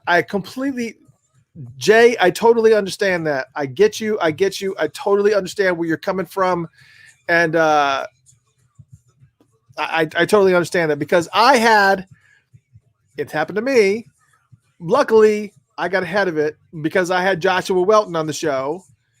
And no joke, the day after I had Joshua Welton on the show, it was like he went on every show that there was. And I saw it happen with Scotty Baldwin too. I saw one person had Scotty Baldwin, then everybody was like, pow, pow, pow, pow, pow, pow, pow. And so that's kind of one of the reasons why I went outside of the purple circle in order to try to find some of our guests and to actually come on the show, is because I just kind of felt like, fine, I'm going to get CeeLo Green. Fine, I'm going to get Bootsy Collins. Fine, I'm going to get Melvin Riley. Fine, I'm going to get Microwave. I'm going to get all those people. So it's fun. It's blast. And so there's that. Micah is actually going to be on the show. Speaking of which, let me look up the date of that for any of you folks who missed it. Let me take a look. I'm trying to look at the calendar here. I believe it's the 19th. I want to say is what it was. 15th. So next Tuesday night, my special guest will be Microwave, not Miko Weaver. Microwave. If you guys don't know who he is, you need to look it up. He's going to be on the show, and I will make sure that I preface the interview beforehand with his album, and we'll play it live on the radio station. You guys can check it out, and it will be incredible. He was such an amazing artist. And then he has not done an interview since 1989, I want to say it is. So he hasn't done an interview in forever. And he is going to be on the show next Tuesday. So that's going to be amazing. I hope you can join us. It's a lot of fun. I love interviewing people that, Lenny knows who Miko is. He said, it's not Miko Weaver. A lot of people thought it was Miko Weaver. Even I thought it was Miko Weaver for a period of time because he never really showed his face. So there was that. Huge thanks to Morris Hayes for coming on the show. That was awesome. I don't know. There could be other people that pop in. I don't know. There could be other people that pop in. Morris just happened to want to stop in for 10 minutes. So I like, yes, Stacy, I'd love to have Andre on. I would love to have Andre on, but there's that. Oh, here's the song's about to end. Hold on a second. And that was The Good Live by New Power Generation. Welcome back to Funkatopia Live. I'm your host, Mr. Christopher. Thank you so much to the one and only Mr. Hayes. Mr. Morris Hayes stopped in for a little while and chat, just kind of talking about some stories. And man, dude, it's funny. This is so fun. It's always good to, just have a good time. Just chill. We always telling everybody on Facebook.com/Funkatopia. If you want to join via video, I am talking the whole time music is playing. So if you want to get in on the conversation and enter into chat and whatnot, that's where you do it. Facebook.com/Funkatopia or YouTube. We're also on YouTube as well. I see a lot of YouTube folks online as well. So you're more than welcome to join in there. Also, it's always a good time. We always have a great time. And Morris just got done joining us. And so we celebrated the moment with playing The Good Life, but he had a conference call coming up at 9:00. So he had to get off and get on. And you know how it is. Next week, we will be interviewing somebody who has not done an interview in, what did he say? It's 39 years. I want to say 10, 20, yeah, 30. No, it's not 39 years, is it? It's 30. 89, 90 to 20, so it's 30. So he hasn't done this guy hasn't done an interview in over 30 years. And it's the one and only Microwave. A lot of people saw the album Microwave come up and come up into the mix, and a lot of people did not know who he was or where he came from. But everybody absolutely positively thought that he was everybody thought that he came from Prince's band. A lot of people got him confused with Miko Weaver, and Miko Weaver actually called himself Miko Wave for a minute, and then they had to put like the squash on that. But Miko is a totally different guy. He's not Miko Weaver, two totally different people. But here is I want to give you a taste of Miko's music. This is a song called Misunderstood. Actually, I'm not going to play the whole thing. Do I have let me see if I have a short. Yeah, let me play. I'm going to play a 3-minute song for Microwave. And this gentleman is going to be on the show next week. This is the first interview he's done in over 30 years. And he's going to be doing an interview right here on this show. And he had this amazing album called Cooking from the Inside Out. And it was released in the 80s, and it was incredible. It was so funky. It was produced by Bootsy Collins, had Maceo on it. It was an amazing, amazing, funky album. And then he was gone. And the whole time that he's been out there, he had, Cammy said, please tell the listeners Facebook Live is the place to be per a fan of the show. So 31 years, this guy has not done an interview. But during this whole time, he's been recording music this whole entire time. So he's actually done like an album a year this whole entire time. And apparently there's something coming. That's about to body slam the world. And he's going to be making the announcement about it right here on Funkatopia Live, his first interview in over 30 years. Let me play a little cut. I'm going to play the song Star Search. I'm going to play a little cut. This is a small cut. It's only 3 minutes and 19 seconds, but it's a song that's on here. I want you guys to experience Microwave and then tune in next week, because I will be playing him a lot heavier on that day to make sure that you guys get in the mode and you really get and really kind of understand why I am so incredibly excited to get this guy on the show. A huge shout out to Lenny Beeson, who actually made the connection for me. And when I found out that he knew this guy, I was like, oh my God, I've got to get this guy on the show, because a lot of people don't know who he is. So here, take a listen to Star Search, and then I'm going to make you a fan in 3 minutes and 19 seconds, 3:19.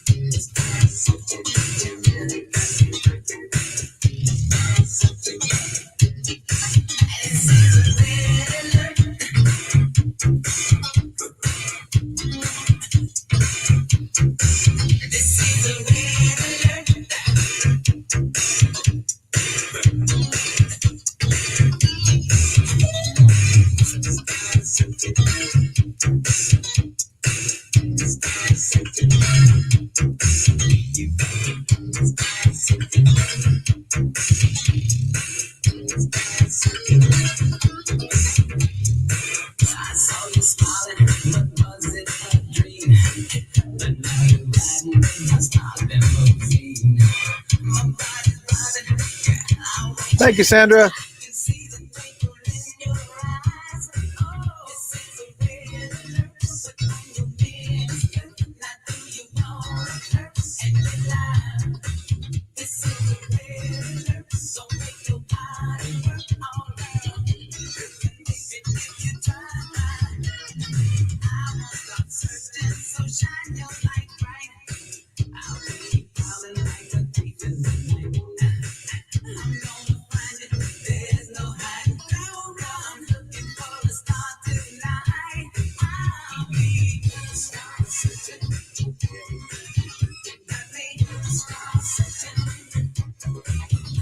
What's going on, Cassandra?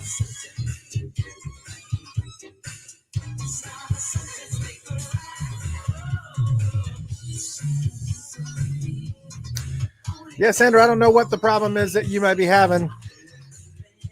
I haven't gotten any other reports, so I'm hoping it's not too much of an issue. 3:19 is the length of the song, Cammy. It's only a minute longer, but I wanted to get people hooked on this song because this guy is amazing.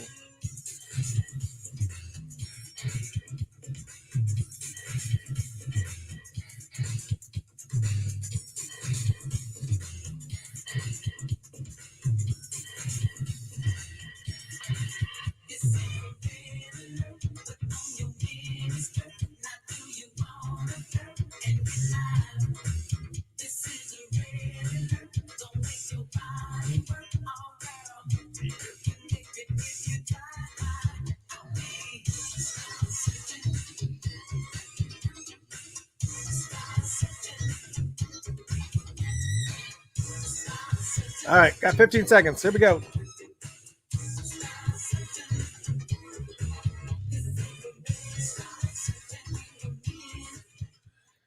And that was Microwave. The song is called Star Search from the album Cooking from the Inside Out. And, obviously we're talking about the Purple Circle, but he doesn't have anything to do with the Purple Circle. This is not Miko Weaver. It's a guy named Microwave. Myco space Wave. The album is called Cooking from the Inside Out, but the people on this album, first off, the whole album is produced by Bootsy Collins, and it's got Catfish Collins on guitar. I mean, they've got the legendary Bernie Worrell on keyboards. You've got Bootsy Collins playing, obviously doing all the production work. You got Maceo Parker on this as well. I mean, it's crazy how many people are on this album. It's crazy. It's amazing. And Michael's going to be on the show next week on Funkatopia Live. First interview in over 30 years, and he will be here. So it's going to be, yes. No, I was not referring to I said 3:19 before the song started, but that's the length of the song was 3:19. And I said that, and that confused people like 3:19. So we are talking about the Purple Circle. What's going on, Steve from Sacramento, California? He just joined us. Yes, obviously. And what's going on? Welcome, Jamie. What's going on? Dawn. Who else is here that I may not have already said yes? And it is Tuesday Night Shenanigans, as always. Sandra says, love you too. If you're talking to me, I love you too. Yes, it is going to be. Yes, Julie says, I definitely prefer music on the app. The sound is way better than Facebook Live. Yes, it definitely is, because Facebook Live is not designed for this. I actually had a good friend of mine who came on and said, well, I can teach you, I can show you how to patch it through and this, that, and the other, but it's just not the same. I can probably fix it in post. But one of the reason why two different worlds exist is variety reasons. The reason why we exist on the radio station is for that very reason, to kind of have this chatter and whatnot in between songs. And then you get to hear the full blown regular versions of the songs. A lot of people like to watch the Facebook Live and have the app playing so they can kind of listen to the music in the background as loud as they want, or they can mute me or whatever. Facebook Live, we're playing it. But the reason why I typically talk over the music on Facebook Live is for a couple of reasons that will take me down a little bit of a rabbit hole. One of the reasons why is because out of the gate, YouTube and Facebook both have algorithms in place to identify copyrighted music. And so what happens is, if it's playing in the background and I'm talking over it, it can't pick it up as well. So that's the reason why I'm constantly talking on the video portion of this, is because it kind of ignores it, to be totally honest. One of the reasons why I didn't really talk too much over this song was because this music is out of print and it's not part of algorithms. If you try to run it through SoundHound or anything, they don't even know what song this is. So it's very, very difficult to find. And so when I know it's going to be very improbable that a song is going to be able to be picked up by an algorithm, I'll let it play out. But again, yes, Andre says, now I have too much light. So anyways, that's one of the reasons why Facebook Live YouTube Live is a little bit different of a monster than the Funkatopia app or the Funked Up app, just because that's radio. And that's, we have all these issues. And we've been having some ongoing issues with whatnot with some individuals who have decided that they want to go. And every single time that we do a post, they go and report it to the RIAA and say that we're playing copyrighted music, even though we pay all the ASCAP licensing. We pay all these licensing fees in order to be able to play music on the radio station. But there's still some people who just like to make our lives miserable and go and they put because what happens is that if you have these idiots who go and they say, oh, they're playing copyrighted music, and they click on report as inappropriate or report copyrighted music or whatever, then what they can do is that they step in and they make all these rules and they just stop the video or they stop the audio and they stop the broadcast completely. And then you don't have any, you don't have any recourse other than to try to say, hey, we are licensed. Here is our license. But it doesn't matter. They have algorithms in place to where you can complain and remove and have a sound bite or sound file muted or removed. But the process to go through to get it put back on is insane. It's ridiculous. And we've done some research and we've narrowed it down to a couple of people that we know who are doing it, and we will be acting accordingly because you know who you are if you're doing it, and we will be stopping you. Not only will we be stopping you and putting you on blast once we have fully identified you, but we're going to take it an extra step and maybe consider legal recourse because you're actually affecting other things. And there's like a rotation that kind of happens. So I'd stop if I were you, because you're causing us problems unnecessarily. And if I got to do it, I'll do it. I'm just going to stop liking you. That's basically what it boils down to. I get along with everybody. I literally get along with everybody. I don't have a hateful bone in my body. I really don't. Well, that's not totally true. There's some people that I really don't freaking like at all. But, once you start messing with my audience, everybody here that loves to listen and loves to hang out every single Tuesday night and loves to just chat and just, it's only once a week. It's once a week for 2 hours, sometimes 3 hours if we get totally carried away. But it's just ridiculous, the things that people go through. Anyways, let's talk about the Purple Circle, shall we? Let's talk about some other stuff. Tell me some of the other artists that you were really into. We were talking about Wendy and Lisa. Somebody had mentioned that there was a kiss between Wendy and Lisa that got removed from Purple Rain. For some reason, I never heard that. I never heard that rumor or whatever. Was there a kiss from that took place between Wendy and Lisa that was supposed to be in Purple Rain that was removed? I was not aware of that. I just was not aware of that. That's pretty cool. But when Wendy and Lisa came out and started doing their solo material, I was actually lucky enough to see them on the Eroica. I believe it was the Eroica tour. I'm pretty sure it was Eroica. I know it wasn't Fruit at the Bottom. I don't think I came in at that point, but I love that album, but I don't think that I got an opportunity to see them live, but I got to see them at the Cotton Club in downtown Atlanta for the Eroica tour. And it was pretty cool because they were having a good time and they were really funky and they were really in their zone at that time. And the Eroica album was really good album. It had some phenomenal tracks on it, but it was very, very different from Fruit at the Bottom. I think Fruit at the Bottom kind of kept that kind of funky pop type of approach. But I think that when Wendy and Lisa moved on to Eroica, what ended up happening, which is erotica without the T, when Wendy and Lisa moved to Eroica, the sound totally changed. It became more full. It became more produced. And it just had a totally different feel to it. It was just more, it seemed like it had more substance. Not the Fruit at the Bottom didn't have substance.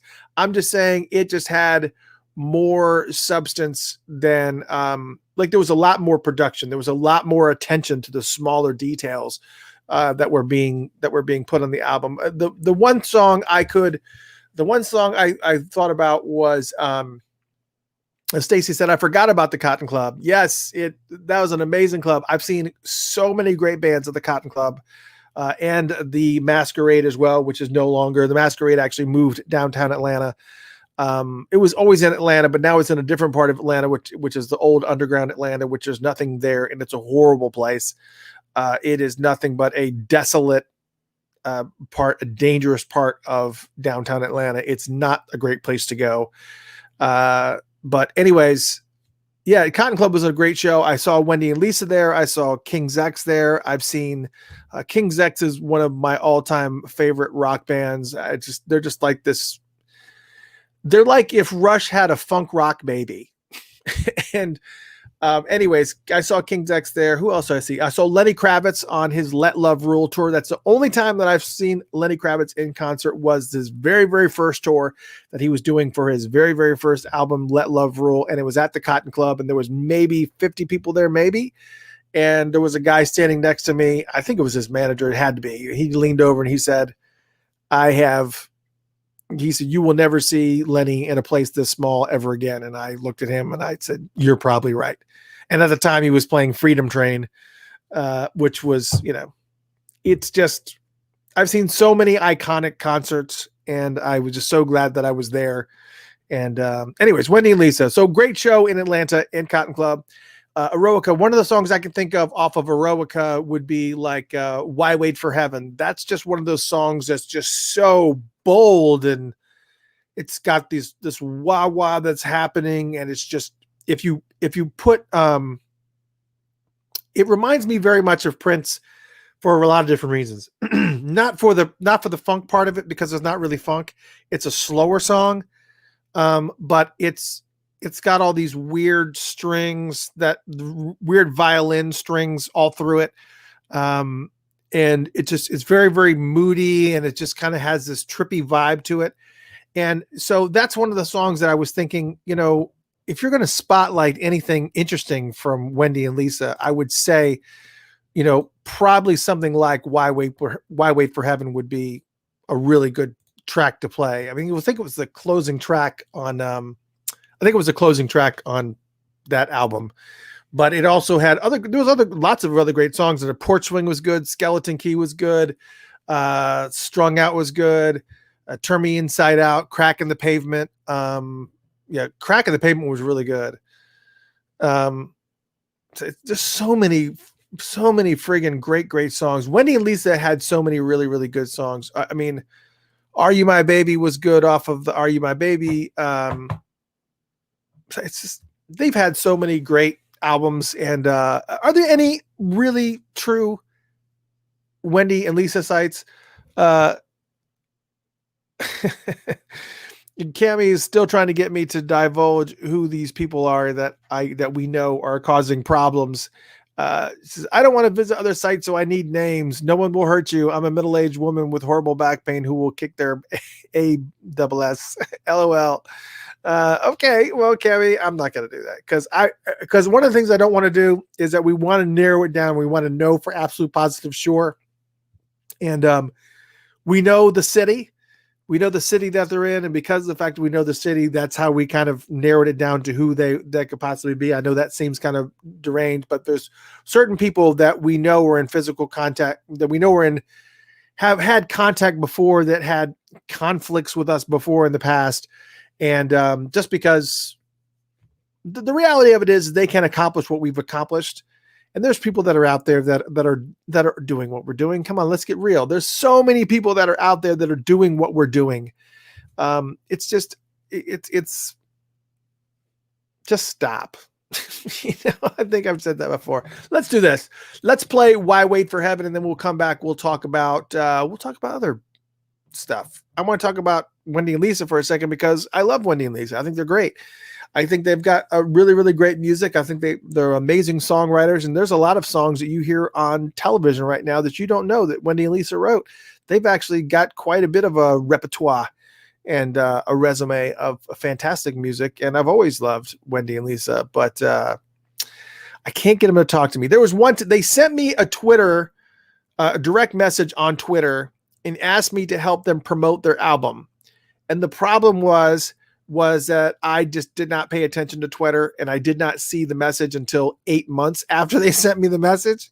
And I could give a flying flip about Twitter. I really can. I have stuff automatically that posts to Twitter once I post it in certain areas, but I hate Twitter. I hate Twitter.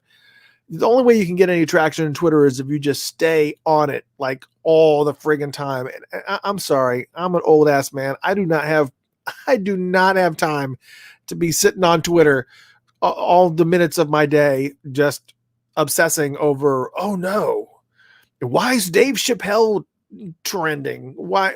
I don't care. I'll hear about it. Somebody will tell me, I'm sure. I don't need things like that. It stresses me out. But anyways, I didn't see it until 8 months later. And then I said, sorry, I'm just seeing this message. If there's anything you need me to help you promote, please let me know. Just reach out. Just tell me, I'm so sorry I didn't see this message. And they were like, go pound sand. It's like, okay. Here it is. Why Wait for Heaven, Wendy and Lisa. And then we'll, I don't know. We'll play some other tracks. Let's find somebody. Who else you guys want to talk about today? Anybody? Just let me know. If you're in facebook.com/Funkatopia, or if you're on YouTube, tell me. Liv Warfield. There's a good one. Movie Buff just came in with Liv Warfield. Maybe we'll talk about Liv when she comes through. All right, let's do that. Let's talk about Liv. Here we go. For right now, though, Why Wait for Heaven, Wendy and Lisa. When we come back, we'll talk about Liv Warfield for a minute. Here it is. Wendy and Lisa, Why Wait for Heaven, off of their Eroica album. It's erotica without a T. Yep, just clicks.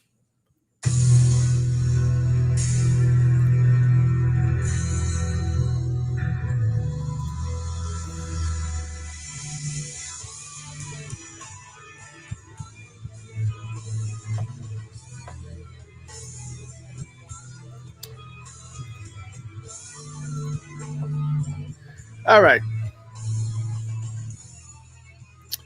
Yes, Hoffler says Wendy and Lisa are underrated. Yes, they are. Greetings from Australia. Welcome, Hoffler. Thank you, appreciate it. What time is it in Australia right now? I could Google it, but you're gonna tell me.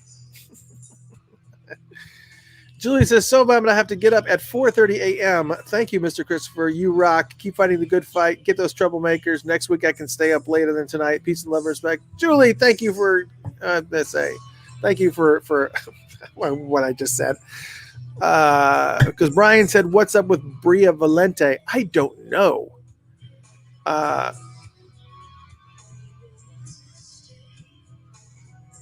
April was talking about Apollonia. I wanted to know why Apollonia was going after Maite. It's crazy. Julie, much love. Have a good one. We'll make sure you can obviously watch this on Facebook as long as Facebook doesn't mute particular parts of it. It's just, who knows? Andre, greeting from Uranus. Only Andre. It's 11:30 a.m. in Australia. Really, you're on a strict lockdown in the city. That's kind of unusual. What, you were locked down for COVID, or is there something else? Man, I tell you what, Australia, man, you guys got lots of serious. You guys had all those insane fires that were going on in Australia. That was crazy. Lots of stuff. Man, I tell you, it's Australia. You guys got a lot of stuff going on, man. You guys are on lockdown for COVID, I imagine. Is COVID really out of control down there? I mean, you guys had your own island. You couldn't keep that shit off your island? Just stop all flights. Just say, nope. Nobody's coming. Y'all keep that COVID over there. You guys can have flights down here once you guys get all that stuff worked out. Stay over there. Don't come over here. Stay away. Go away. Betsy says, met Wendy and Lisa in New Orleans when the Revolution toured. Love them. Wendy hugged me and said she loved me because I'm short like her. Can I find a way to bring Carmen Electra back into the purple loop? I'd love to hear her stories. Well,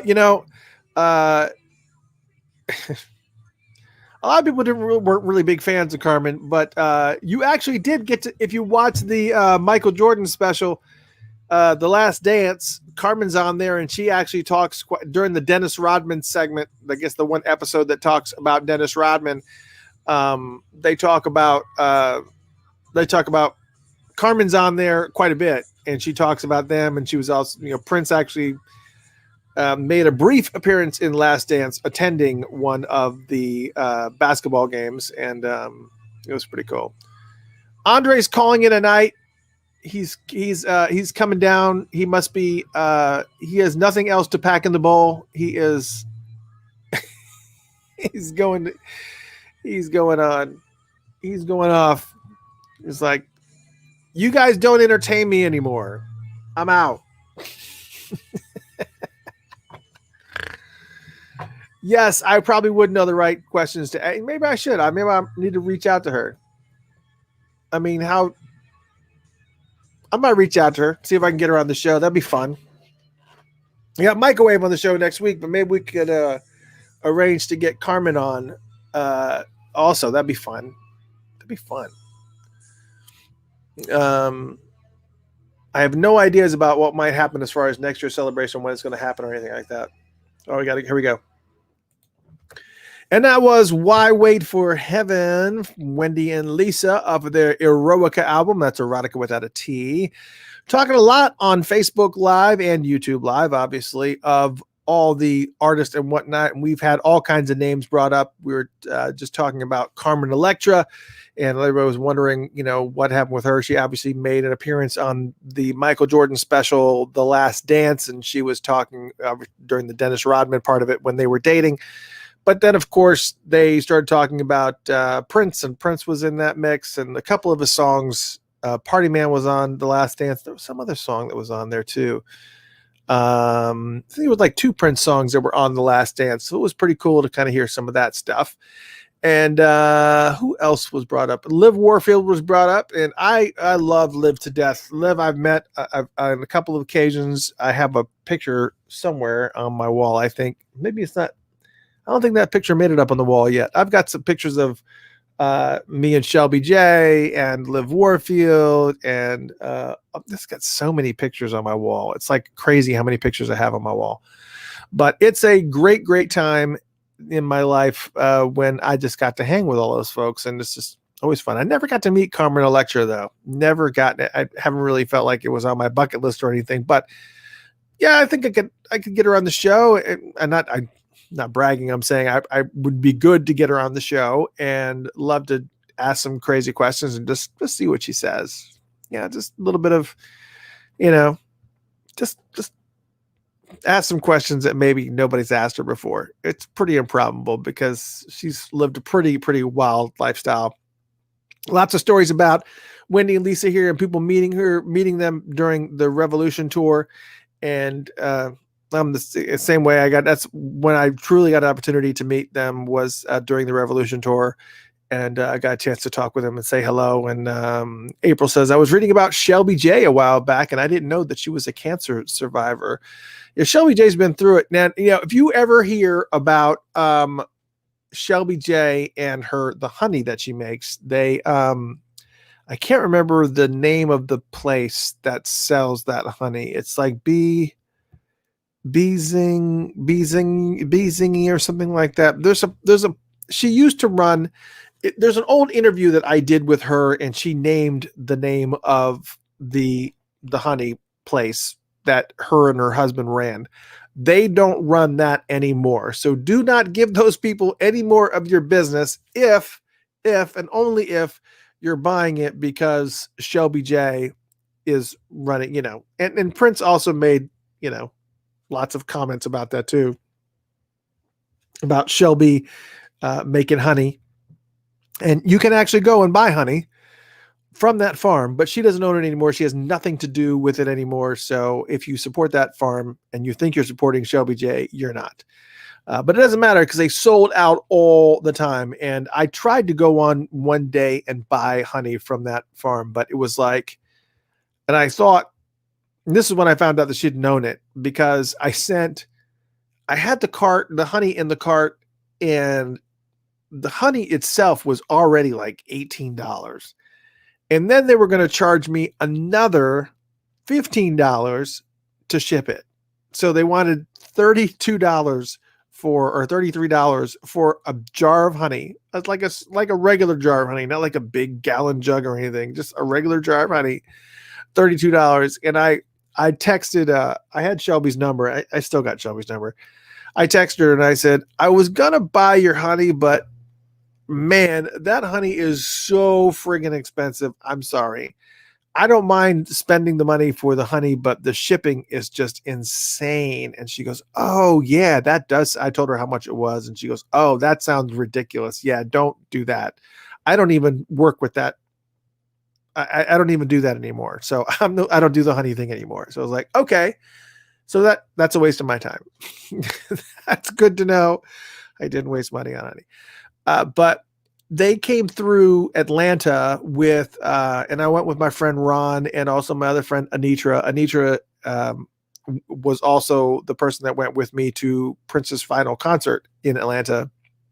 And Anitra was also, Anitra is like, everywhere I go with her, it's always something eventful. We went to Prince's final concert in Atlanta, which we obviously didn't know was his final concert in Atlanta.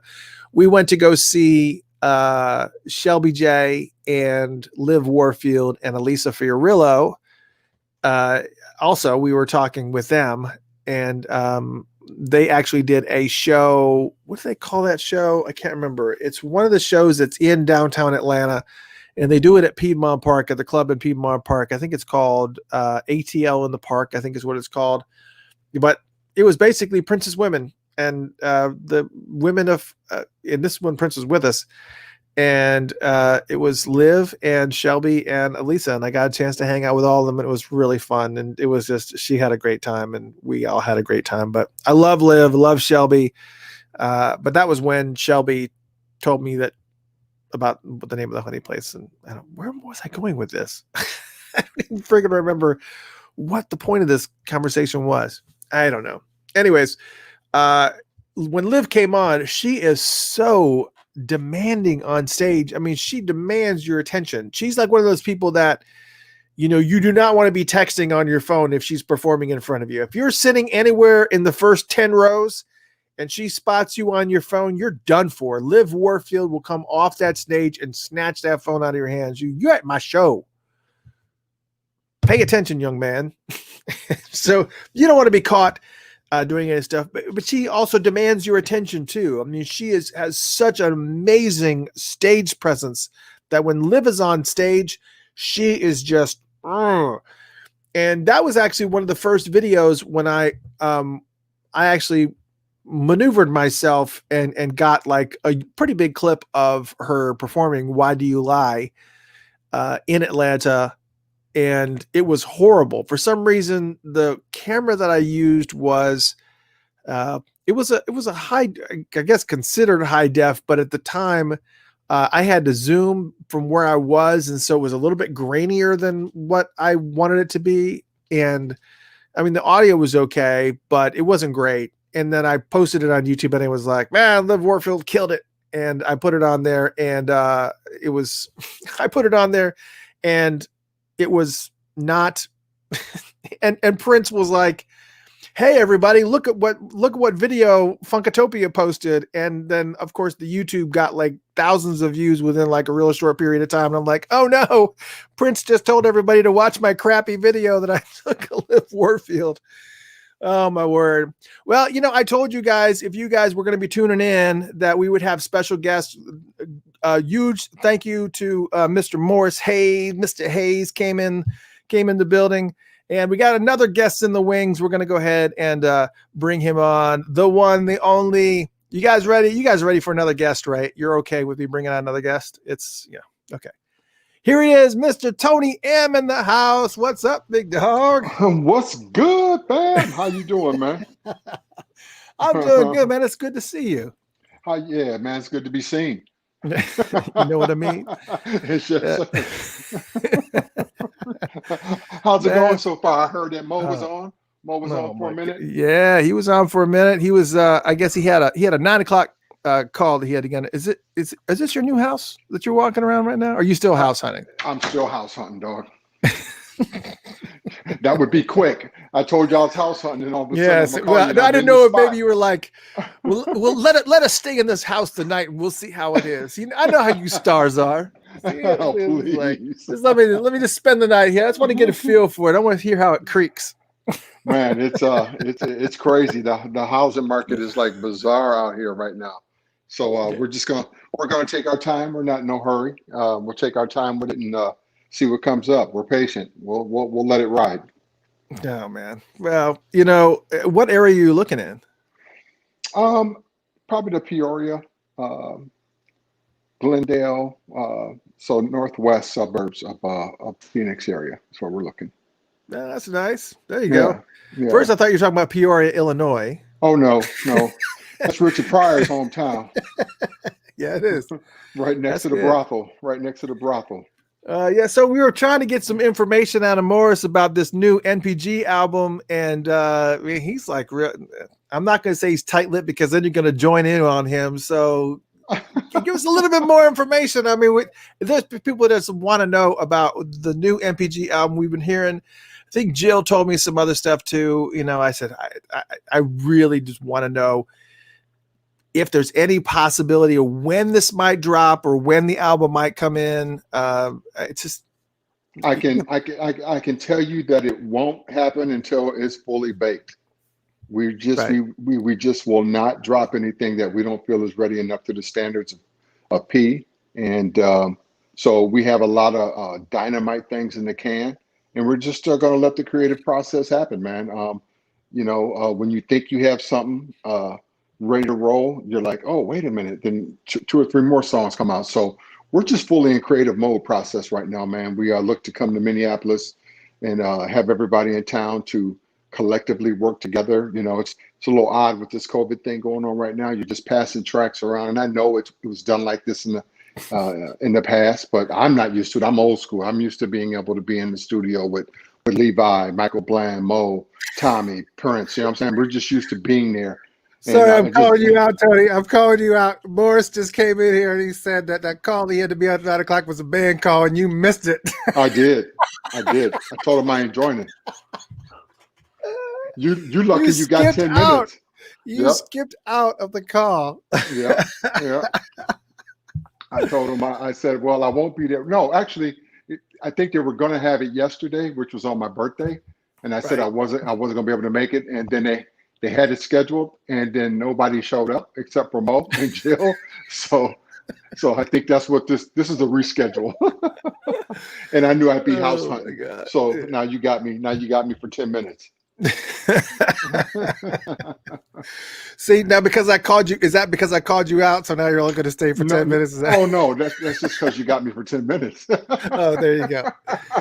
So happy belated birthday, by the way. Was your birthday yesterday? Oh, no problems. Oh yeah. Thank you, sir. I appreciate that. Like I said, how's it feel to be 40, man?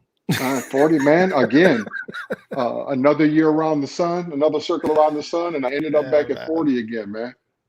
So if he's only being with us for 10 minutes, y'all got to ask your questions now. Hoffler's got one right now. He said, what type of exercise regimen did Prince put you through as a dancer on his tours? I don't think he didn't per se put anyone under an exercise. I mean, just our rehearsals alone was enough exercise for you. I mean, we rehearsal 5-6 hours a day, and then you get ready to shoot a video that night, and then guess what? There was an after party. Oh, I feel like throwing a party. So you're going till, say rehearsal started at 11:30 noon, you're going till 4 a.m. So it was work. I remember hearing Levi say something one time about people always ask him, was it fun? And his response was like, hell no, it wasn't fun. It was work. It was constant work, man. It was a constant creative process, and it was perfection, the ultimate perfectionist. And so you constantly rehearsed it. You went back and viewed it and figured out what you could do better the next time around, and you rehearsed it again. Yeah, I think a lot of people don't understand that, when you rehearse something, you get really, really good and you got it locked down, and it comes time to get on that stage and actually perform it. And when you nail it, and that perfection and that work comes through and it comes out and people can see that effort, it does not only it looks good, it feels good, and it also feels good to you, the performer, too, because it's like, man, this is what I was working for. This is, absolutely. And you get that instant feedback from the audiences, right? Right. When you're rehearsing, you're just on a big sound stage in a big dark area, the sound stage out of Paisley Park. So you're on a full stage, you're doing it, the lights, and there's no initial feedback. But I got to tell you, I remember the first time, it was probably our first show after, right before we was going out on the new tour. And I remember Prince coming into the dressing room, and he said, fellas, I just need you guys to pace yourselves, because you're not prepared for the adrenaline that happens on that first show, right? You've been pent up, you've been rehearsing it, you've been going through it over and over again. And then you see that crowd and it's boom, you're running 100 miles an hour, realizing that we've got 6, 7 songs straight that we've got to dance on. And then Tony, by the way, you got to get on a mic. So you need to have your wind about you. And you're not really prepared for that, man. I got to, oh man, we got it. Don't worry, boss. We on top of this, man. You know us. Come on now, north side. And man, we got out there. I was wheezing, and now I gotta try to speak and speak clearly, man. It was crazy. But you after a few shows, you get your legs and your wind about you, and you figure it out where you can take your breaks, where you can go hard. And then, like, especially for me, if I knew I had a song to come up on, I knew when to kind of take my break in the song from the dance routine, circle around, and then get ready to hit the mic versus just running up and grabbing it and going. Yeah, when I used to perform, I used to do the vocal stuff. I always wanted to save like those ball busters until like towards the end, when I knew I wasn't, having to do like Chicago's 25 or 6 to 4, or doing Earth, Wind and Fire, or something that was just really going to just push you vocally. Mm-hmm. You were just like, we have to. Oh, but Prince wasn't saving shit. Prince was coming out, balls to the wall. He was going in. So you had to come in, and you knew it was going to be, like I said, sometimes 6 to 7 songs straight of choreography. And then he'll go do his wardrobe change. And guess what, Tony? Now it's your turn to get on the mic. It's never ending. It's never ending. It doesn't stop, man. But let me tell you, it was boot camp. It taught you. It pushed you creatively and physically. So a workout regimen, no. We had it on our own. Rachel's got an interesting question. Will you be putting any revised, unreleased NPG tracks on the new album? I'm gonna let you answer this one, because it seems like that would be a good idea, but it seems like it'd be a lot of hassle and a lot of red tape to go through to do that. It may be. We've discussed it. I can tell you that much. I can tell you a lot of the songs from our era of the NPG, from that original, like say, Gold Nigger experience. There were multiple writers on that particular album, so it may be a little bit of a red tape to jump through, but it has been discussed. Yeah. I mean, we are, Cammy keeps talking about every single person that's on here. She's like, when are people going to come to Indiana? We need them to come to Indiana. We're still waiting for people to be able to go on tour again, man. Oh my gosh. Oh man, we're dying. We're dying right now. And I got to tell you, you never knew what you had until it's gone, right? I mean, I remember saying, man, I didn't want to come back at this to be no touring band. I want us to create new music. I want to be able to show why Prince hired us in the first place. We're not here to just constantly play, Prince's music. And I don't think that's what the fans want. Well, guess what? Now that it's gone, you just want to perform, bro. You just want to be on the stage. That's what's in your blood. You want to do it. And I don't care what we play. And as long as we're giving it to the fans and they continue to come and see us and they feel like they're satisfied with the product that we're delivering, man, that's all we want right now. I obviously, this is a weird question. Stacey, any stories you want to share about the MTV performance Get Off? I still remember the story about the surprise. The surprise. Yeah. Well, the surprise in itself is something. And if you roll the tape back, look at Damon's face, because we do this part in the song where we fall over him at the top of Get Off, and Damon's first man down. And when we just watch the video, you'll see his face when he's trying to push up, and he's looking every which way but where. So yeah, it was a surprise to everybody. That's a fact. Yeah, I mean, I wonder what's going through Prince's mind. He's just like, look, I know the choreography of this. I know that I'm going to have to get down and I know that Damon's face is going to be there and I'm wearing these assless pants. And I know he's got to be. That process has got to go through his mind at some point in time. No, man, his process is that I got him.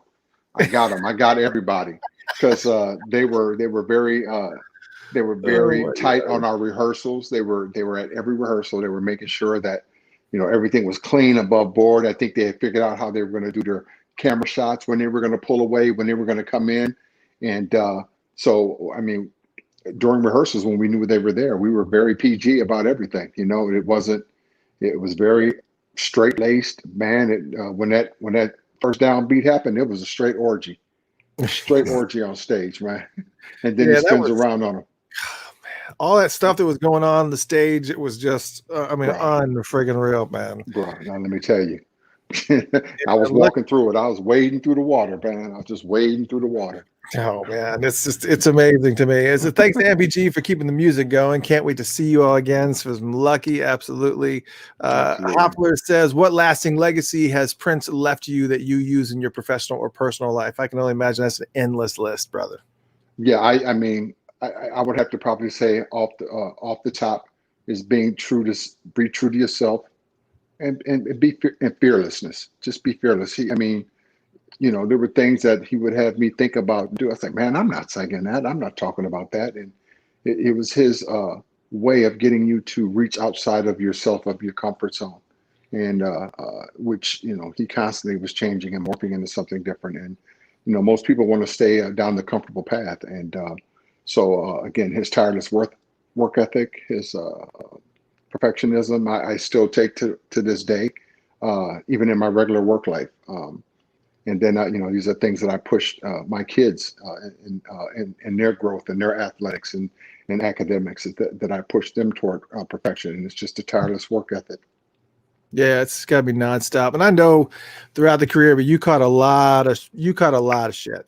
I mean, you caught a lot of grief, back in those days, and even beyond that. I mean, because a lot of people just weren't comfortable with the direction that he was going in. So I just loved how you just kind of just stayed the course, and you were just, look, if you like it, then, this is what I do. And why wouldn't I do this? If Prince comes and asks you to do it, why would I not do this? Listen, I told many people, many MCs and rappers at the time who were big, would ask me that question, dude, why? I said, oh, why not? And I said, I can guarantee you this. If Prince would have tapped any one of you and said, hey, co-write on a song with me, would you have done it? Every single one of them said, hell yes. Yeah, absolutely. So for me to be given that opportunity to not only co-write, to be a focal point of that process, him putting me up on the business, again, giving me writer's credit, giving me publishing credit, which was just unheard of for him to do for any band member. Right. It was just, again, and him schooling me on the game and on the business was his belief in me. So if he believed in me that much, I had to believe in myself tenfold as much. Yeah, and all the better for it, man, because you guys are still cranking out stuff. I know you got to go here, but so Rachel said, were you surprised by the level of support you received on the UK tour? And a second part of this question is, will Mackenzie be the lead vocalist on the new album? Absolutely, Mackenzie will be lead vocalist on the new LP. And then the support, not only in the UK, has been outstanding. I mean, in the United States, whenever we went out and toured, it's been crazy. I mean, all up and down the East Coast, we have yet to hit the West Coast like we feel like we need to, but Midwest and East, I mean, wherever we've gone, the support has been unwavering and unbelievable. I mean, I hear from people now just say, Tone, people just didn't get it, and what you guys are doing now is brings us back to those days like it was yesterday, and we just appreciate you keeping the legacy alive and doing it the way that Prince would have wanted it done. Well, I'll leave you with a few positive notes. One from Zach. Tony gave my kid the set list from the MPG show last year in York, Pennsylvania. So cool. Tony, you are his favorite MPG member. Because of that, you made a fan for life. That's what it's about. It's about them kids. It's about the new generation that we see out there right now. So I totally appreciate it. And that was nothing but a thing to do, believe me. And Cammy says, much love from Indiana, and I have a home-cooked meal for NPG. Oh, we there. Don't say that now. We're going to hold you to that. And of course, Ocean said, Tony M, always been good in my book. NPG for life. MPG for life. I appreciate y'all so much. Man. Tony, thanks for stopping in, man. I know you got a tight schedule and whatnot, and I hope you remember. I told you on the phone. I texted you. I said, make sure you got to do the background research on those neighbors, man. Spend that extra $20. Let me tell you, we've been very lucky in the various neighborhoods that we moved into. We've had great neighbors. I'm just hoping we've hit the trifecta already. So I'm hoping it can happen 4 times in a row, bro.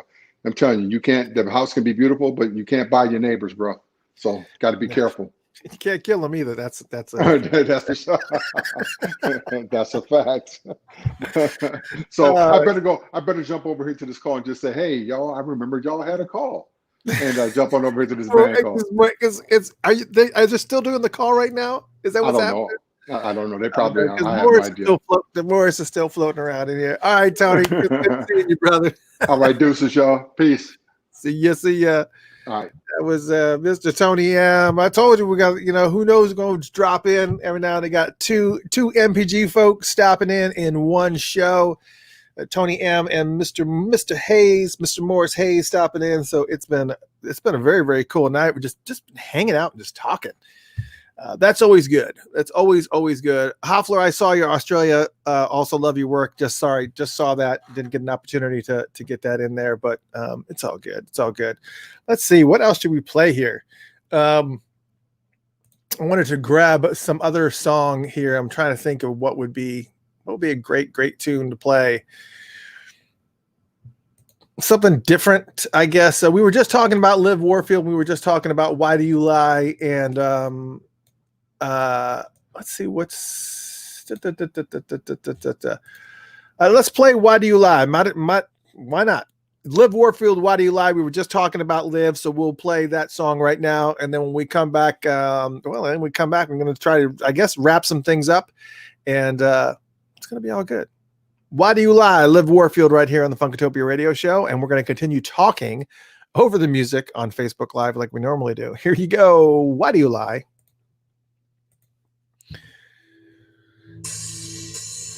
All right. Yep, it's always fun to have all these fine folks on board, and it's always good to get guys like Morris and Tony in the house. And Wally was going to come on too, but Wally was not, prayers up. Wally's feeling a little bit under the weather, so I hope Wally's doing all right. Man, I tell you what, man, my dudes, Wally and Chance Howard and all these guys are just, they're just kind of just in this mode where it's just, I tell you what, this pandemic is really taking a lot of people out. And I know Chance had the accident, so it's a totally different thing, but man, there's just so many guys in music that are just struggling right now. And it's just, it's awful. Brian's checking out. Good night, Brian. Thanks for joining us. Don't forget to come back next week. And when we come back from this song, after the song is over in 2 minutes and 24 seconds, we'll come back and we're going to close some things up and, take it down from there. Yes.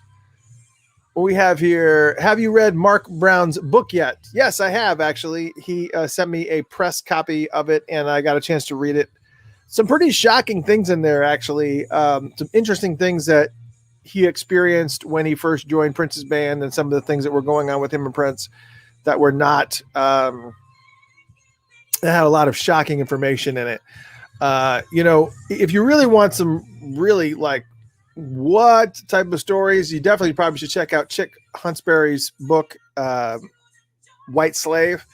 That one is actually, you can get it on ebook. You can also buy the regular book too, but I would just buy the ebook. It's very, very short book. You can definitely read it in one sitting.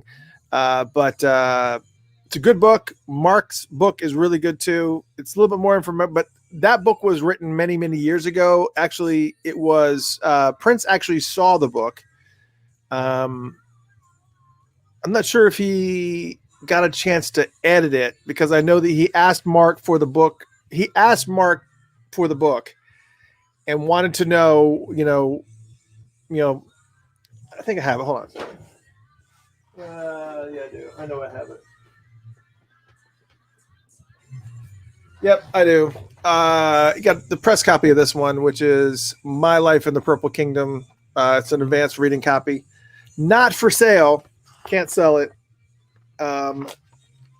He's in and out of Atlanta quite a bit. I got to get in front of him and get him an opportunity to get him to sign that. But yeah, he sent it to me. Got a chance to sit down and read it, and it was a really cool book. It's good.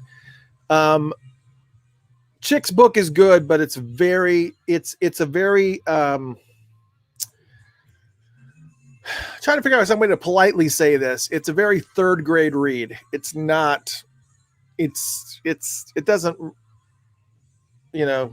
It's if you're like a literary person, it's going to really frustrate you. There's a lot of misspelling, a lot of grammatical errors, a lot of problems in there. Hold on a second.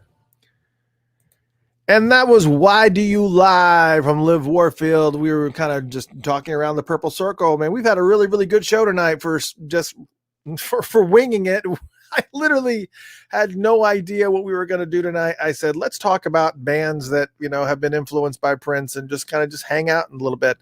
And I invited some friends on, and Mr. Morris Hayes came on the show, and that was really, really cool. And then we also, Tony Amack also came in, and he joined us for a little bit. That was cool.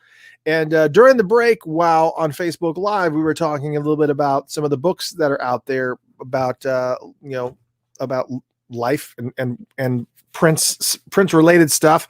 And somebody brought up My Life in the Purple Kingdom by Brown Mark. And that is actually a very, very cool book.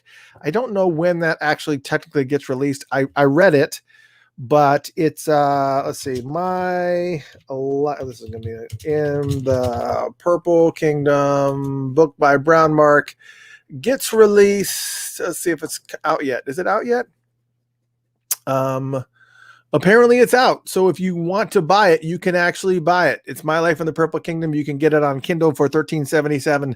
You can get a hardcover for $22, and there's actually $22. So you can actually get that book. It is a good book. Both books are fairly well, I said both books. I would say that, if you're really a huge Prince fan and you really want like a lot of details, Brown Mark's book is good. It's a short read. You can probably read it in a couple of sittings. It's not really that long, even faster than that. I'm a slow reader because I'm one of those people that will read like 2 paragraphs, and then I get to the end of the second paragraph and I'll go, what did I just read? What did I just read? I don't know what I just read. So then I got to go back and read it again. Because maybe my mind, like these rabbit holes that you hear me go down quite a bit, like my mind just kind of wanders off, and then I've got to go back, and I don't know. So stupid. But anyways, yes. So Brown Mark's book is really, really good. It really talks a lot about his background, a lot of his stories and stuff. And he actually sent me an advance copy right before I had interviewed him, so I was able to read that.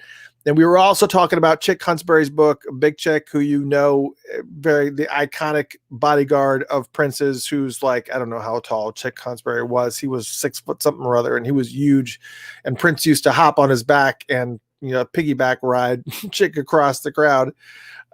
So Chick was huge, but his book is very, I don't know what was going on. I think Chick wrote the book, and then after he passed, Chick's book is called White Slave, talking about being a slave to cocaine.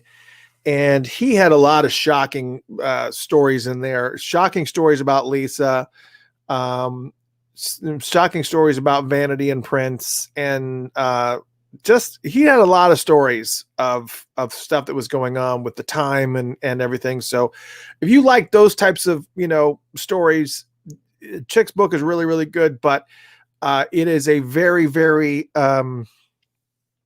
again, I was trying to figure out a way to say it nicely off air, and I just make it even more difficult on air. But it was very, I don't know what the right word is. If you're a literary person and you really like to read a lot, this book is going to frustrate you, because even as somebody who likes to read, but I don't read near as much as I used to. It was filled with spelling errors and grammatical errors and all types of things and I'm not even an English person that, I need to have that Grammarly thing running on my computer, just so I make sure that I'm, don't leave out stuff, because I leave stuff out all the time. And this book really frustrated me. It really frustrated me. Elementary is what Dawn just said. Elementary. Yes, I guess that's the word. It probably reads on like that level. It probably reads on like a 4th or 5th grade level as far as like the delivery and whatnot. But he wasn't like a really well-educated guy. And I guess his wife took what he had written and really didn't edit it up much, and didn't really go through the process of getting it edited into anything that makes it, but Hoffler said, is it gossip? I might guess so, because we weren't really there. And, you've got all these people that want to write books. Kat's going to write a book, and Apollonia is writing a book. And of course, Apollonia, in order to kind of get the ball rolling with her book, is just kind of she has gone off online. She has gone off onto some other type of level where she is just starting fights with everybody. She's starting arguments with Maite. She's starting arguments with Sheila. And of course, none of them are really buying into it. They're just kind of letting her say whatever she's going to say, and they're not responding, and just kind of, I guess that's the more, definitely the more mature way to go about it. But that's kind of, I don't know. How do you feel? Rachel asks, how do you feel about the reigniting of some fringe Purple family members' careers since Prince's passing? I don't know. It's kind of,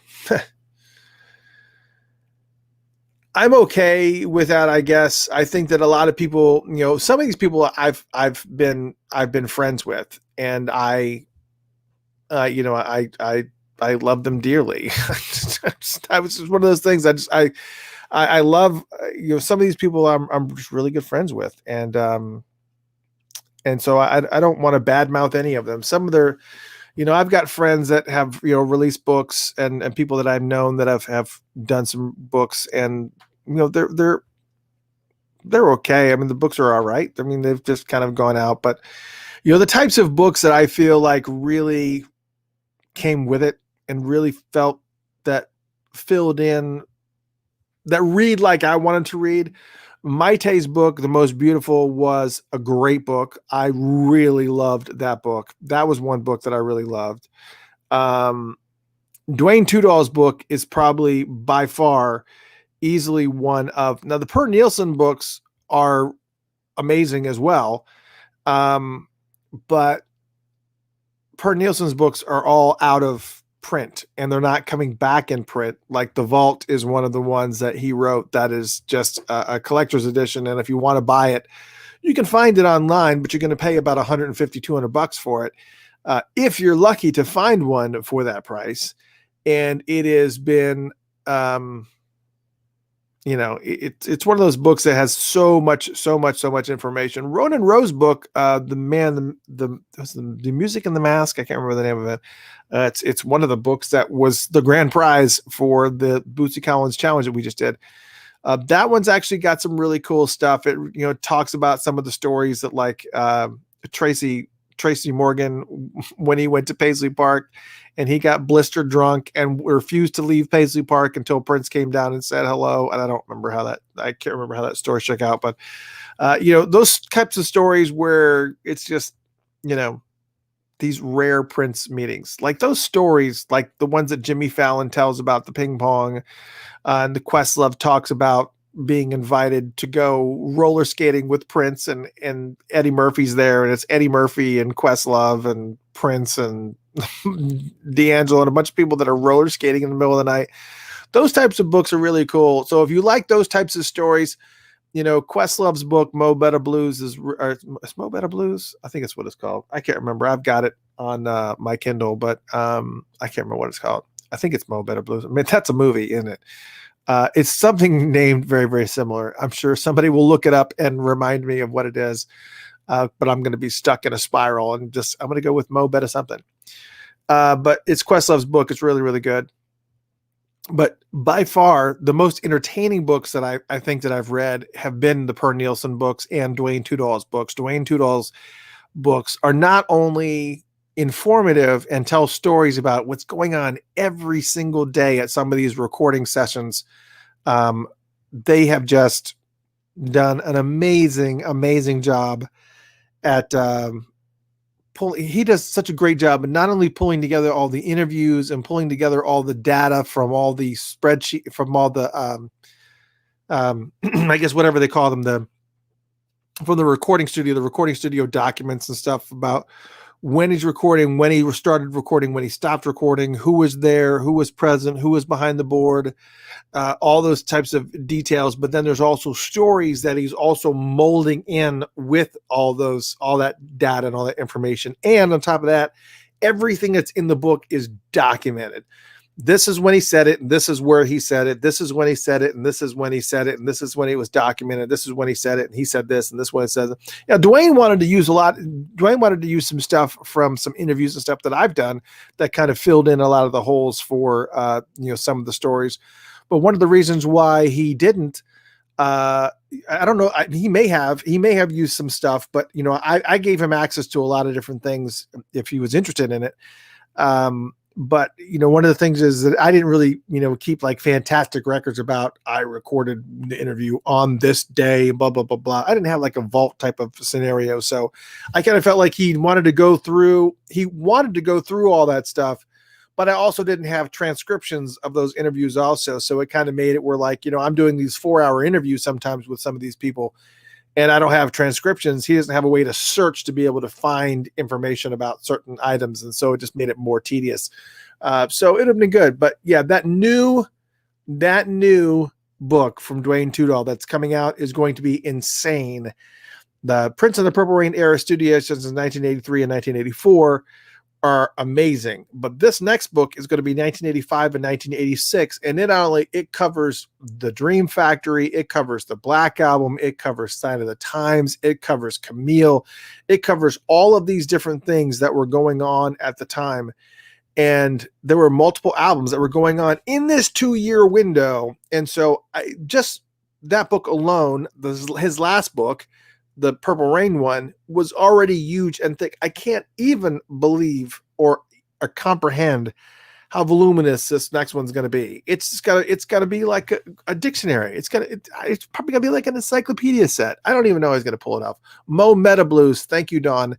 It's Mo Meta Blues, not Mo Beta Blues. Mo Beta Blues was a movie, I believe. And Mo Meta Blues was Questlove's book. It's also very, very good. That's a great book. That's a really fun read. Also, Questlove is a really good documentation. Somebody sent me a 3-page document. A friend of mine sent me a 3-page document of Questlove used to keep records, or like a little bit of a diary when he was on tour with D'Angelo, and he would keep a diary of things that were going on during the tour with D'Angelo. I guess it was. I don't know which tour it was. I would assume it would probably, I think it preceded Black Messiah. But it's pretty cool. Some of the things that he was talking about in there, and, that he would be sitting in his room talking with somebody, and D'Angelo would be in the adjoining room, and D'Angelo would just open the door and walk in half naked with just pants on that might as well have been off because they were like zipped hanging down. And he would just kind of walk in, and of course the girl that he was talking to would be sitting there, and there would be D'Angelo standing, looking like D'Angelo. Just ridiculous. So I'm gonna have to share. Matter of fact, I'm gonna share those documents with the Patreon folks as well. So we're going to wrap this up. This was a lot of fun. I wish we spent more time really focusing on Purple Circle and some of this stuff. But obviously, when you have so many artists that you can talk about, I mean, just going down the laundry list I was just kind of just jotting down people to talk about, possibly to talk about. And I had Apollonia, Third Eye Girl, Andre Cymone, Andy Allo, Bria Valente. People were asking, where's Bria? I was like, I don't know where Bria is. I've been trying to get in touch with Bria because I want to cover the Bria Valente album, but I want to do it with her in the mix. Brown Mark, Candy Dolfer, Carmen Electra, Shaka Khan, Elisa Fiorillo, Eric Leeds, Graham Central Station, George Clinton, Ida Nielsen, Ingrid Chavez, Jesse Johnson, Jill Jones, Judith Hill, Liv Warfield, Madhouse, Mavis Staples, Maite, Mazarati, Morris Day, Rhonda Smith, Rosie Gaines, Sheena Easton, Sheila E., Tamar Davis, The Family, the original 7, obviously the Time, the Truth. The Truth, a lot of people don't know, who the Truth is. The Truth was Chance Howard and St. Paul Peterson and Eric Leeds, and they basically put together this band called The Truth, and they released a live album that was it was mostly family covers, and then so they did some other things too, but it was pretty awesome too. But Wendy and Lisa, Vanity, it's there's like this, all the people that we could have possibly talked about tonight. And of course, we were just having just fun, just hanging out and just chattering and whatnot. Talked a little bit about Jesse Johnson. And then Morris Hayes came on, and then Tony M came on. And so it's been 94 East. Of course, it's just, it's all over. Oh my gosh. Man. What about the Australian twins? They were his answer. Yeah, the twins were actually pretty cool. I don't know. They would probably have quite a bit of stories, because I know the stories that they had to tell, they probably already told many, many times over. But before we close out the night, I know we've kind of gone a little bit over. It's perfectly all right. I'm okay with it, even though I'm okay. But before we go and finish up the night, I want to kind of give you guys a little bit of an update on what was April said. I heard Chance was sick. I'm trying to obviously tell you stories, but I want to address some of the things too. No, Chance was actually in a car accident, from what I understand, and he's in recovery, and that's kind of what that's kind of where that's at. Yes, to try to clarify. Also, again, Kat is not writing a book. She probably could write a book, but Kat is not writing a book. I don't think that Kat feels like Kat probably feels like if I wrote a book, people would feel like I'm cashing in, and maybe I don't have a story to tell outside of Prince, and she doesn't want to be one of these, she doesn't just want to be part of that. And I think she certainly could tell stories if she wanted to, but anyways, so Chance was in a car accident, so he was not, but he's still not doing well. So there's that. I am working through the process of moving the album chats. The interviews that we're doing here, those are going to be still maintaining the same release pattern that we've been doing, but the album chats are not going to be readily available as they have been in the past, I'm afraid to say. And the reason being for that is primarily because of the fact that we're having a lot of issues with copyright stuff, and we are doing all the right things. So let me go ahead and clarify that really, really quick. We are paying licensing fees, and like ongoing, we're paying ASCAP licensing fees, and we're paying licensing fees. So what we're doing is legitimate, but the problem is that there is no way to be able to put that in place on YouTube or on Facebook, or freely on SoundCloud without their automated algorithms picking up that it's copyrighted music. And so instead of going down the path and saying, hey, you're playing copyrighted music, are you licensed? If you are, click here, upload your license, and then we'll, put that on your, we'll put that on your account, so this won't be an issue. They don't have anything like that in place. Because they don't have anything like that in place, what ends up happening is that one of two things happens. Algorithms kick in, and then they kick off the sound files, and then we've got to go through like 2 weeks worth of back and forth emails to finally get a file put back up to show them that we're legitimate and we're playing these songs legitimately whenever we play music.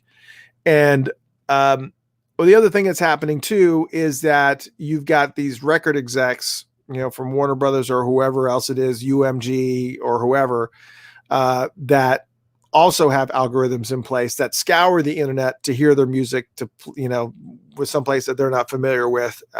And they go through that process. And so every single time that one of these files gets taken down, we've got to jump through like 2 weeks worth of emails just to get one file put back up. So as you can imagine, since we're creating these files on a regular basis, it's like a full-time job. It's just insane. I would have to hire a person full-time to do this. It's just so ridiculous. But then we have another issue that is going into place where we have a person that has that we have identified. We've knocked down 2 people that we've identified that is actually I wouldn't say competition of sorts, because we don't really kind of do too much of the same things, but there's somebody who doesn't appreciate, I don't know. There's somebody who is actually going and actually reporting directly to RIAA that we're playing copyrighted material and is trying to cause and that's a whole different process. That there's no algorithm involved with RIAA. With RIAA, you go to their website, you say, yes, I know this place is playing unlicensed music, and you need to attack them. And so then what they do is they go and they find out where you're playing, wherever this person has told them that we're posting the music, and then they start the process and they do it again, and then you get direct messages from RIAA. Those are individually posted. And again, we are licensed. Let me say that again. We are licensed. We are ASCAP licensed. It's ridiculous. We go through the whole process. We pay all the licensing fees. I've sent the license agreements to all these people. Every single time we get one of these, I have these files on like in a folder on my desktop. So every single time I have it, I just go, we're licensed. Here's the license, attach, send. And it's just, but these people, it doesn't matter whether or not we're doing the right thing or not. We're trying to take care of these artists. We're trying to support these artists. We're trying to promote these artists. We're trying to keep and maintain the legacy of Prince. We're trying to keep everything moving forward. We're trying to keep the funk moving. We're trying to keep music alive. We're trying to keep these artists, trying to keep money in their pockets, and you keep screwing that up. And that's the problem. That's a problem that we've been going through on a regular basis. And, these people think that they're just hurting me.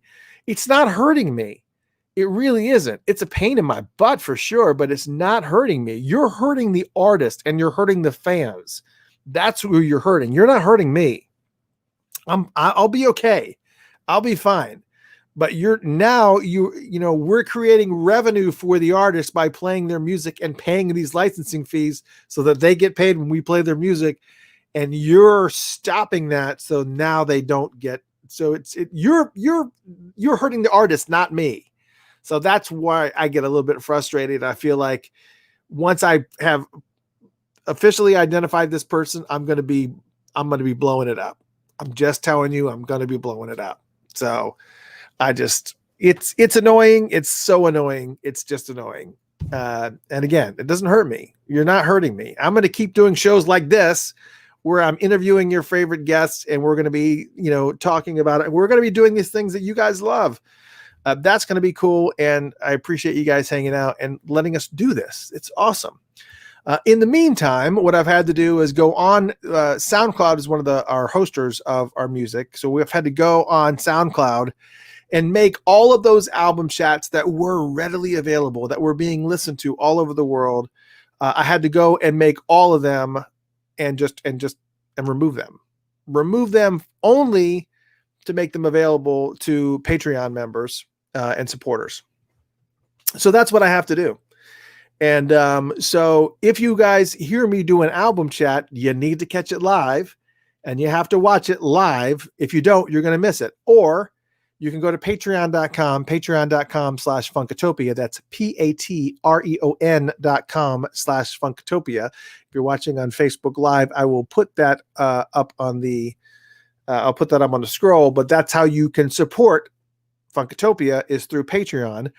And of course, you'll have access to those. Now, we're also creating a website as well that's going to house a lot of different things as well. But that's that should have already been up and ready by now. But one of the reasons it's been a little bit of an issue is because I'm still dealing with some of these licensing things, because if people continue to just go directly to RIAA and start, dealing with, trying to threaten me legally directly, again, I'm legal. It doesn't matter. It's all it is just a pain. It really is. That's all it is. It's just a huge pain. But I feel like I should like put that on the bottom of every single page. We are ASCAP licensed. You want to see our license? Click here to download the license and you can look at it yourself. And, you know, just to stop some of the stuff. But I do want to put some of those things on in one location. I know we have the website albumchats.com and we have not, I don't even know what's even there now. Do I even have it like even a splash page or anything up there? I don't even know what I have. I don't know. Let's, what do I have up there right now? I don't think I have anything up there now. There may be like a screwy, yeah, it's just, it's just a WordPress template right now. But it's, you know, album chats and albumchats.com and princealbums.com. Both of them are domains that we own. But again, I gotta be careful. We are doing everything we possibly can to carry on the legacy of Prince and to maintain that, you know, to maintain legitimacy and to be legal. And it's just such a pain, such a huge pain. Anyways, thank you guys so much for joining us. And I hope you had a good time. It was fun. That's why I always love hanging out with you guys on Tuesday nights. Again, next Tuesday night, we're going to have the one and only Microwave on the show. And it's going to be even more fun because we are going to be going through his 1989 album, Cooking from the Inside Out, that was produced by Bootsy Collins, had Catfish Collins on it, had Maceo Parker on it, had Bertie Worrell on it. I mean, yeah, it was a classic funk album. It was so good. And he has not done any interview in over 30 years. And he's going to be on the show and it's going to be a lot of fun. And I hope you tune in because it's going to be a blast. And it's going to be the same exact place right here on Funkatopia and the Funked Up app. And we're also still be doing the pre-show here on facebook.com/Funkatopia. So you can watch the video. You can chat along if you have a little chat area that you want to do or that you want to, you know, hang out with everybody and just talk back and forth. It's fun. It's just, you know, it's always good. Hope you guys have a great time. Thank you for all of the, thank you for all of the kind comments. I appreciate all of your support and I hope you guys keep the support coming. I greatly appreciate it. I can't tell you how much I appreciate it. And speaking of the fact that we have Microwave going to be here next week, I will go ahead and play one more song for Microwave, and then we're going to continue with the Prince block that we've been doing, which is always fun. It's always a blast. We've been playing Prince all Labor Day weekend, and we will be doing it all the way up until noon tomorrow Eastern Standard Time, and then we go back to our normal scheduled programs. I'm sorry. We're going back to our normal scheduled program tomorrow at noon, and so just enjoy it. Just enjoy what you got, and we'll just take it from there. We'll see you next Tuesday night. I hope you guys had a good time, and we'll see you later. Good night, everyone. It's Funkatopia live. Well, not now. Now we're leaving. See you later.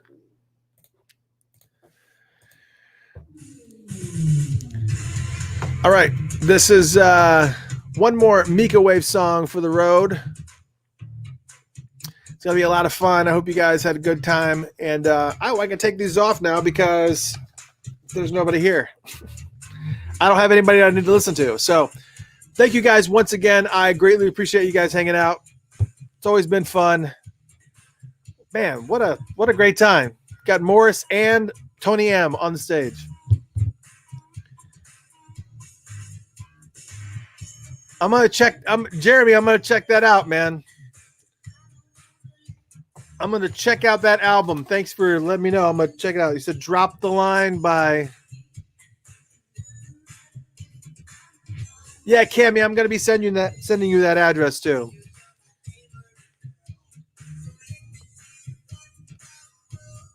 Drop the Line by Trelude. All right. I'll check it out. Yes, Marcia, I saw that. Marcia, if you send your address, well, Cammy, I'll send you Marcia's address. Don't send your address here. I'll make sure that all that's taken care of and that you guys get taken care of. All the packages are ready to go, except for yours, Marcia, because there's some other things I got to put in there. And then I've got to get your address out to Bootsy. A matter of fact, the second and third place, I've got to get your address out to Bootsy so we can send you that stuff directly. So there's all kinds of different things that are going on. So, but everybody else's packages will go out tomorrow at lunchtime from Atlanta. So I'll try to do my best to make sure that I send you guys the tracking notices. So we'll make sure you get taken care of. Good night, everyone. I hope you guys had a fantastic night. And a couple surprise guests are always good. I mean, I didn't even have any plans tonight and got a couple surprise guests to pop in. That's always good.